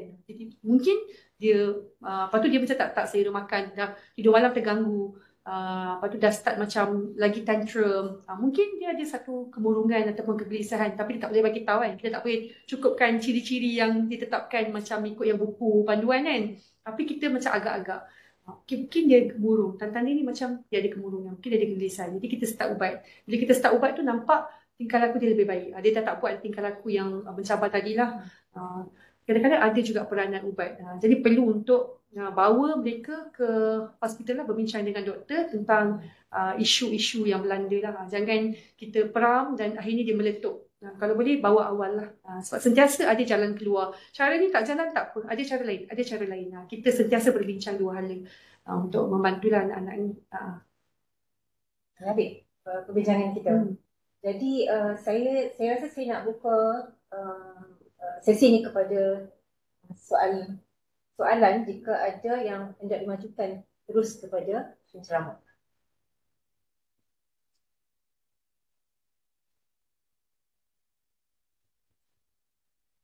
Tentang sunat tu. Jika Betul, kita boleh mungkin ambil ada soalan yang kita belum jawab lagi. Betul.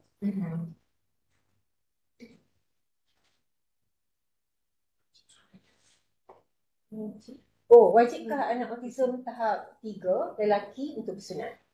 Ya, memang. Tapi bukan saya jawab tu. Sorry. Kan Dr. Tahira boleh sambung juga. Itulah. Saya memang dalam otak mana serahkan Dr. Syed dah. Kalau ikut hukum dia tu memanglah dia kena sunat lah, dan tanggungjawab tu ke atas ibu bapa lah. Penjaga dia kena pastikan anak tu bersunat kan. Jadi walaupun ni kita tahap 3 kan, tahap 2 dia kita kena jaga benda-benda macam ni kan. Jangan kita abaikan lah. Jadi ibu bapa tu lah yang kena bertanggungjawab, ambil tanggungjawab ni untuk sunatkan mereka. Macam anak-anak yang lain juga. Doktor, ada pertanyaan tambah? Saya just tambah lah kan. Memang kita tahu kadang-kadang anak-anak ni dia susah sikit kalau nak bersunat secara bius setempat kan, ataupun macam bila dia dalam keadaan sedar, dia akan rasa sangat anxious sampai dia akan bertingkah laku yang agak mencabar sebab dia anxious kan, gelisah. Jadi memang kita akan rujuk anak-anak ni ke doktor bahagian pembedahan kanak-kanak lah, di mana mereka akan buat di bilik pembedahan, mereka akan bagi bius satu badan lah. Maksudnya anak-anak ni ditidurkan ketika prosedur, jadi dia tak trauma, dia tak sedar apa yang berlaku lah. Dan doktor-doktor pembedahan pun memang akan menerima kes ni dengan baik lah. Mereka akan buat penilaian dan mereka akan aturkan tarikh untuk buat sunat lah. Kita semua cuba nak bantu mereka dengan cara macam mana yang kita boleh bantu lah. Jadi jangan rasa tak boleh, susah. Faham, memang kita faham. Jadi kita provide facility ni lah. Kita akan rujuk mereka. Jadi satu je ingat ni, anak saya selalu solat berjemaah dengan saya tahap 1. Dia memang dah hafal bacaan dalam solat dan doa selepas solat. Saya perlu niat biasa atau niat jadi imam? Saya selalu solat doa. Dia tahap 1 dia kalau tahap 1 dia memang kita hukum dia bukanlah lah. Dia macam biasalah kan. Jadi anak jadi imam lah. Bapak jadi imam kan. Jadi bapak jadi imam, niat imam lah. Anak tu ikut jadi makmum. Jadi kalau tahap 1 ni macam biasa, normal biasa. Kalau biasa. Atau dia punya benchmark dia tu lah. Boleh, Dr. Syed, boleh tak individu autism menjadi imam solat? Boleh kalau dia adalah seorang yang menghafal Quran, kanak-kanak kan. Boleh, ada mazhab Syafi'i dia boleh imam. Dengan syarat dia boleh dia ada kelebihan hafal Quran. Kan, mungkin ayah dia pun tak hafal Quran. Dia ada kelebihan tu, boleh. Kalau tahap 2, keputusan? Tahap 2 ni kata tak boleh lah. Walaupun dia hafal Quran, kan contoh Ah. macam dia tahap 2 tapi dia hafal Quran kan. Ya. Boleh ke jadi imam? Tak boleh. Yang ni sebab dia bukan kalah. Tahap dia tu bukan kalah. Jadi ada lagi tak yang saya, kalau ada soalan yang saya tertinggal, kita cuba jawab semua kalau sempat.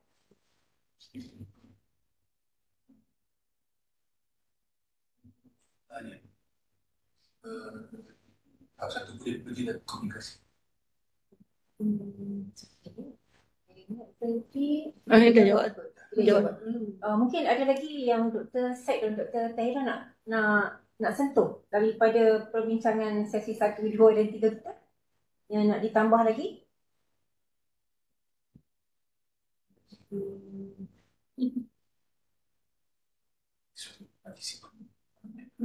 Ya. Kalau saya buka juga kepada semua penonton, kalau nak bertanya soalan boleh unmute dan tanya kepada penceramah sekarang.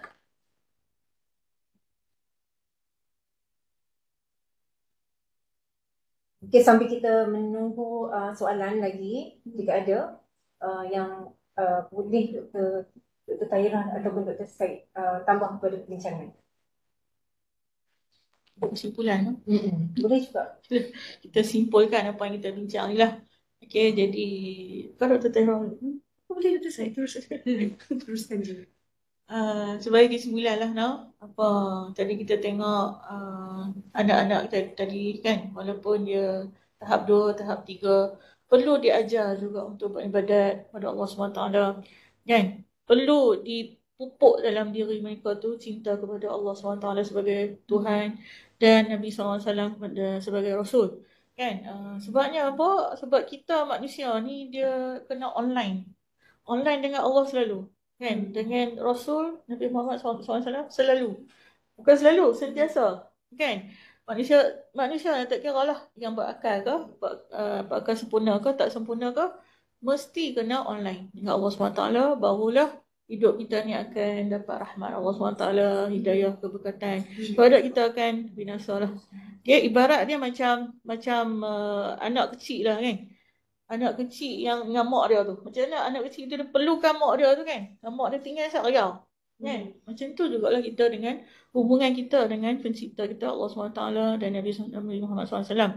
Dia sangat-sangat perlukan kita. Kita perlukan Allah SWT dalam hidup kita ni. Kan? Jadi connection kita tak boleh putus. Walaupun sedetik. Kan? Kena online, tak boleh offline. Kalau offline tu yang habis binasa tu.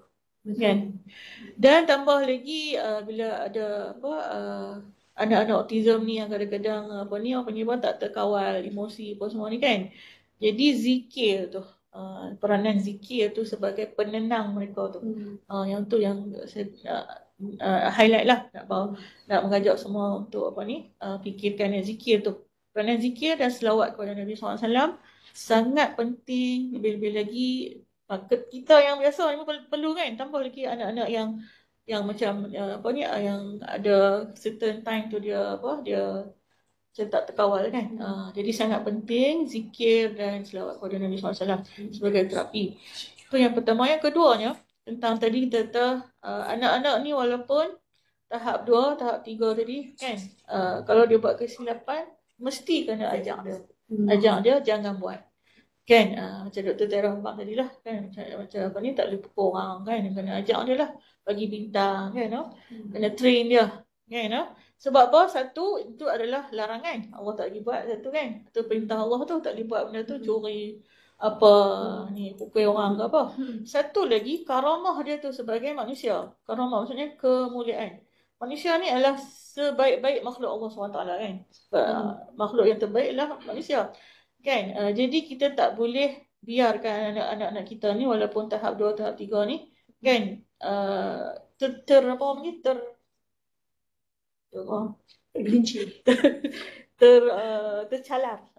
tercalar dia punya kemuliaan sebagai manusia tu. Kan? Jadi ibu bapa lah kena ambil tanggungjawab tu, didik mereka lah untuk jangan buat benda-benda yang Allah larang. Sebagai kita nak jaga karamah dan kemuliaan itu sebagai manusia. Itulah Dr. Yus sebagai penggulungan lah daripada apa yang kita bincang. Jadi ada permintaan ni Dr. Syed, boleh kita dapatkan penonton yang mohon slide untuk Boleh, sila. sila. Boleh, ahlan wa sahlan. Boleh. Boleh sangat. Okey, kita mohon di chat box tu ada diletakkan link untuk menjawab soal selidik bagi program ni. Jadi saya mohon semua penonton untuk menjawab soal selidik ini dulu.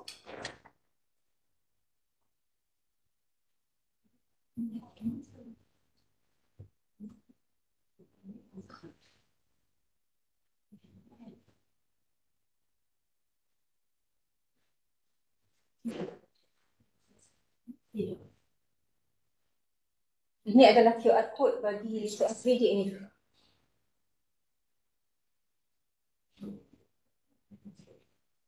Kita hampir sampai ke penghujung program. Jadi sebelum kita letakkan QR code untuk kehadiran, kita mohonlah semua penonton untuk jawab soal selidik ini.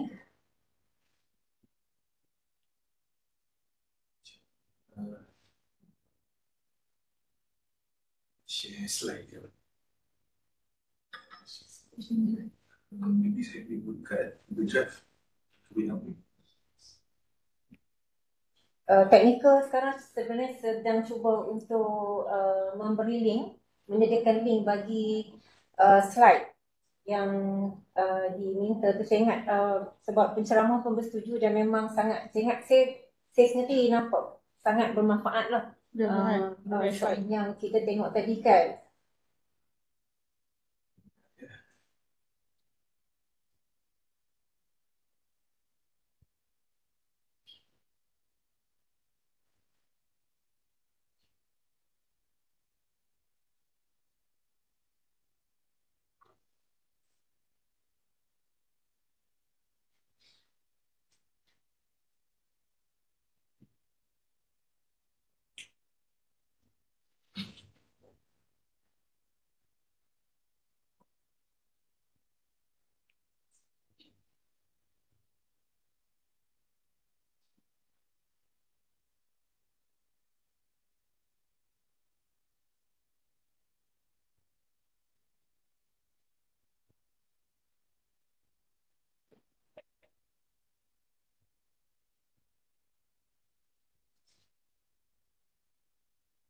Mungkin kita jawab soalan ini dulu Dr. Syed. Bagaimana kita nak didik hati kita sebagai parents untuk sentiasa sabar dalam menghadapi keadaan anak yang kadang-kadang di luar jangkaan. Dr. Syed dulu, lepas tu saya serah kepada Dr. Tahira. Boleh.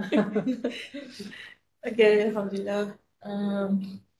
Jadi yang pertama sekali lah kan, satu benda macam Dr. Tahira cakap tadi lah, bila kita tahu anak kita ada problem ni kan, satu benda yang sangat pahit lah, no? Dunia pun gelap. Macam Dr. Nazmin tu kan, no? Sampai ada 3 minggu tak boleh tidur kan. Memang satu benda yang susah lah kita nak terima kan, susah nak hakikat tu kan. Anak yang kita, bila lagi ibu lah, no? Anak yang kita kandung, no? Lepas tu susah-susah kandung, lahirkan, lepas tu kita harapkan anak tu sihat-sihat, baik-baik je kan. Tiba-tiba opposite lah berlaku, tak dijangka lah apa yang kan, di luar jangkaan kita. Jadi yang pertama sekali kita kena pujuk hati lah ni tentang redha dengan qada Allah SWT kan. Kita kena terima itulah, iman kepada Allah SWT kena kuat masa tu kan. Kena terima ini adalah redha, ini adalah takdir Allah SWT yang Allah tulis dah sebelum kita lahir, sejak azali lagi kan. Jadi memang susah lah nak terima ni kan. Tetapi kekuatannya Allah juga, Allah yang bagi, Allah juga yang akan mudahkan kita semua, urusan kita semua. Jadi hubungan kita dengan Allah masa tu kena kuat. Doa kan, minta Allah kuatkan, sabarkan, jangan nangis kan. Terima keadaan, bagi kekuatan, bagi kemudahan untuk nak mendidik anak ni supaya jadi hamba yang soleh walaupun dalam keadaan dia kekurangan tu kan. Jadi yang tu lah, yang kunci kita tu ialah redha dengan takdir Allah SWT. dan kita minta tolong daripada Allah juga. Kan Allah yang bagi ujian kat kita. Ini ujian kan sebenarnya. Kan Allah yang bagi ujian, dia yang akan keluarkan kita daripada ujian tu. Kan kita paling yang apa panggil contoh yang realiti yang berlaku ni, kita boleh tengok apa ni penduduk Gaza lah sekarang, Gaza kan. Macam mana iman mereka pada Allah SWT kan, anak mereka meninggal, 2-3-4 orang sekelip mata satu family kan dibom. Macam mana iman mereka kan, kita duk tengok YouTube kan, keluar mulut mereka hanya nak kata Alhamdulillah, Hasbunallah ni'mal wakil. Ini saya kira satu apa, contoh yang berdepan mata kita lah kan, yang kita boleh ambil contoh dan kita boleh praktiskan dalam hidup kita lah kan. Yang tu pun daripada Allah SWT juga, minta semuanya daripada Allah lah kan, untuk kuatkan kita insyaAllah. Betul lah. Saya mungkin boleh sambung sedikit, buat ulasan sedikit sebagai doktor perubatan dan juga sebagai ibu yang ada anak OKU. Okay. Untuk ibu bapa semua, sebenarnya bila kita mempunyai anak istimewa ni, sebenarnya kita kena tahu bahawa kita actually bersedih. Kita panggil grieving with the lost child. Anak lost child yang kita harapkan. Maksudnya anak yang kita harapkan, tapi sebaliknya dia bukan anak yang sempurna lah, anak yang normal lah. Jadi kita akan sentiasa grieving over that lost child. So kita kena tahu bahawa bila kita grieving ataupun kita bersedih, dia adalah satu fasa yang sentiasa berubah-ubah. Macam mana bila kita kematian seseorang yang kita sayang, ada waktu kita rasa boleh terima, ada waktu kita rasa kita redha, terima ketentuan kau kan. Tapi ada waktu kita rasa marah. Kenapa aku yang diuji? Kenapa aku yang kenapa asyik-asyik aku je kan? Ada waktu kita rasa macam, ya Allah, ambillah nyawa aku kan. Macam kita bargain dengan Tuhan, ambillah nyawa aku. Apa ni, biarlah penyakit ni dapat kat aku, kenapa dapat kat anak aku? Dia kecil lagi, kesiannya dekat dia kan. Kita macam bargain dengan Tuhan kan. Ada waktu kita rasa macam murung, kita rasa macam tak nak jumpa orang, tak nak kontak dengan kawan-kawan lama, rasa macam hidup aku lain, berubah 360 degree. So fasa ni dia akan sentiasa berlaku dalam hidup kita sepanjang hayat. Maksudnya redha tu bukan makna ada waktu kadang-kadang kita marah, kita rasa geram, yang maknanya kita ni tak bersyukur ke apa, tak. Sebab dia fasa grieving ni, daripada yang saya sebut fasa-fasa tadi tu, dia macam roller coaster. Bukan hari ni redha sampai bila-bila. Dia adalah fasa yang naik turun lah. Dia bukan macam tangga, macam mula-mula kita tak berterima, lepas tu esok kita, minggu depan kita berterima, sampai bila-bila kita berterima. Tak, dia fasa yang macam roller coaster. Ada hari kita rasa sedih, ada hari kita rasa marah, ada hari kita rasa boleh terima, ada hari kita rasa macam kita nak bargain dengan Tuhan, nak negotiate dengan Tuhan. Penting untuk kita tahu bahawa ini adalah fasa yang normal sepanjang hayat kita. Sebab kita manusia biasa dan kita grieving. Kita kena terima yang kita grieving over the lost child.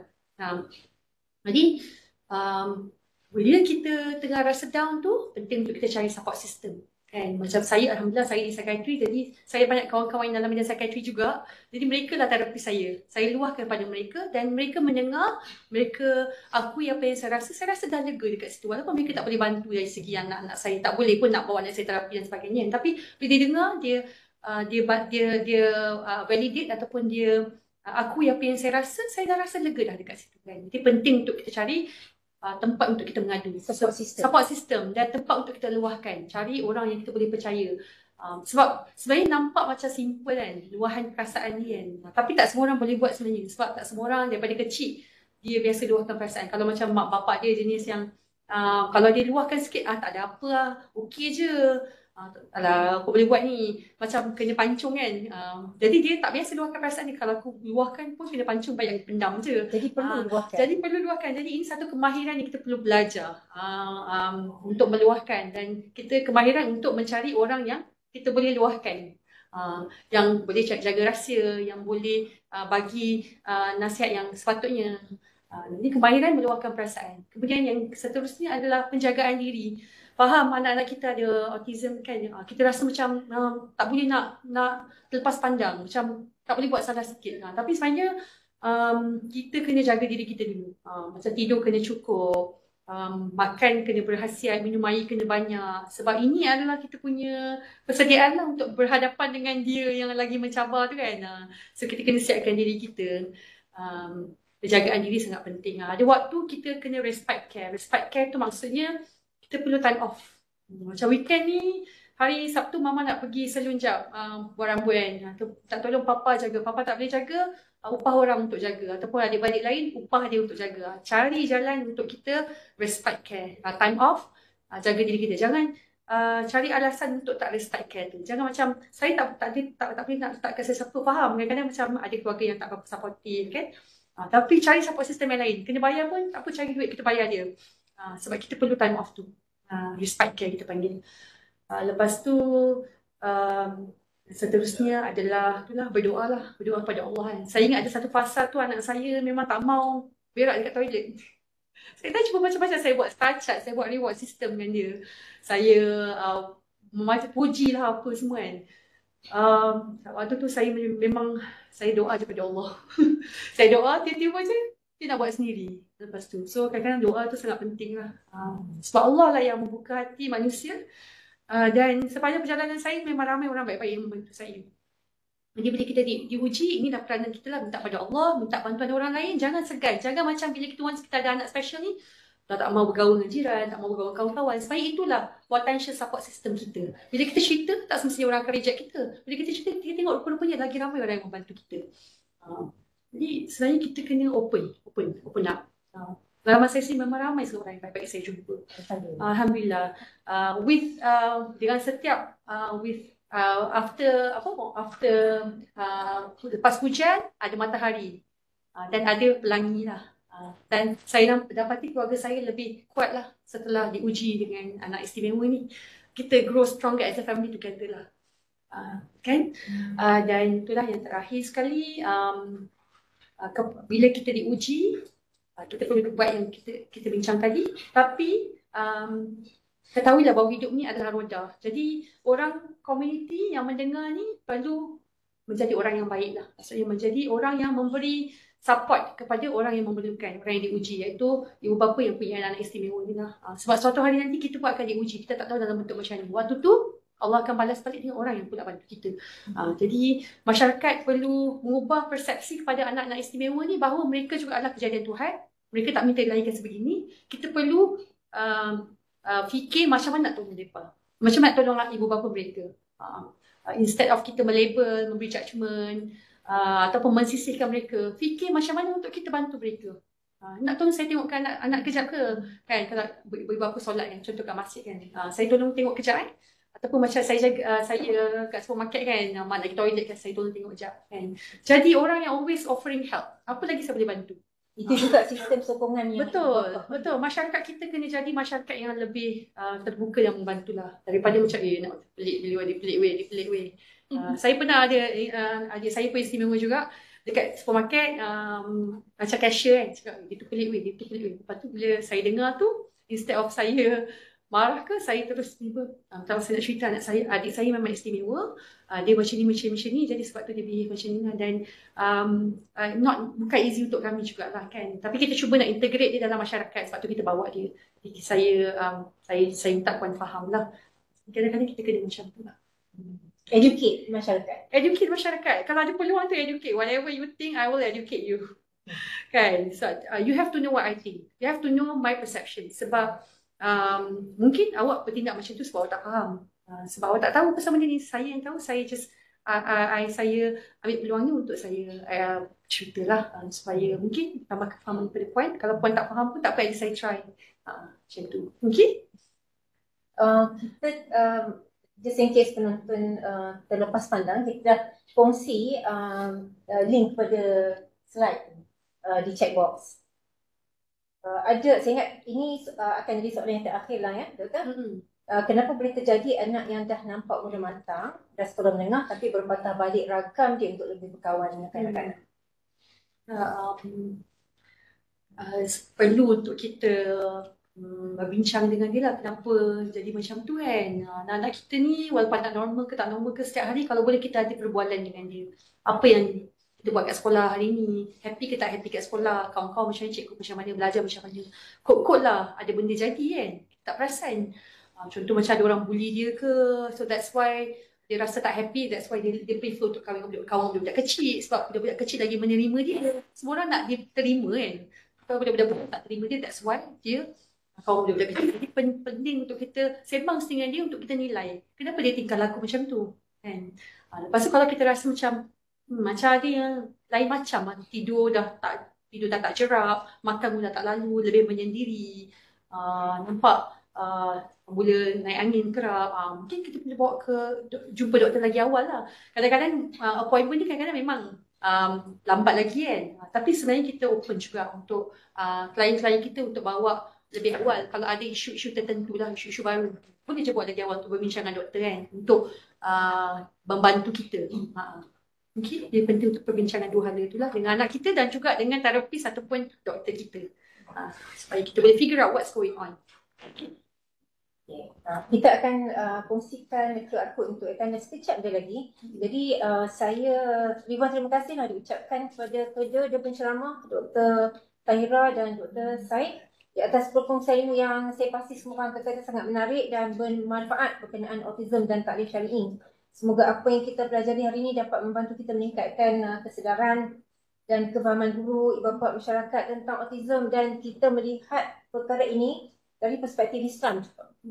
Okay, jadi sebelum kita program ini melabuhkan tirai, kita akan adakan sesi fotografi sekejap.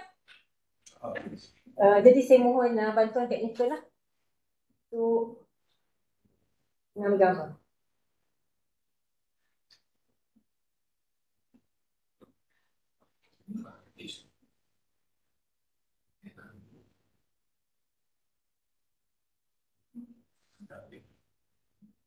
Mungkin jika penonton boleh buka sekejap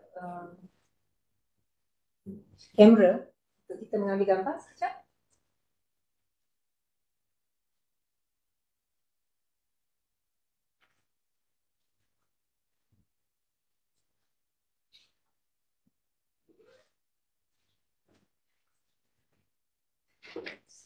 Okey, teknikal.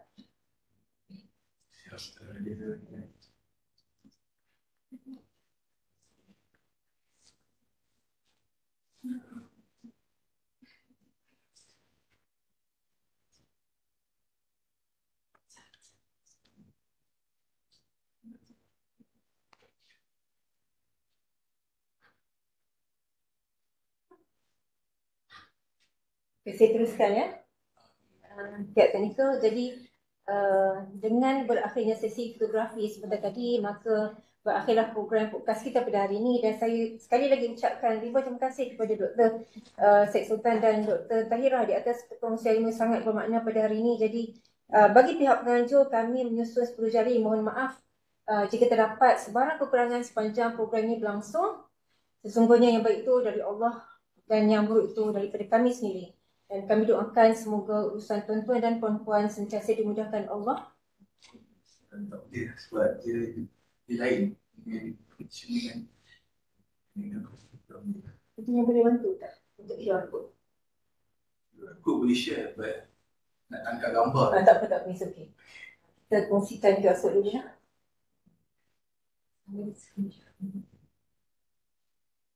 Kami doakan semoga urusan tuan-tuan dan puan-puan sentiasa dimudahkan Allah. Dan sekian, wabillahi taufiq wal hidayah. Wassalamualaikum warahmatullahi wabarakatuh dan salam sejahtera. Terima kasih. Assalamualaikum.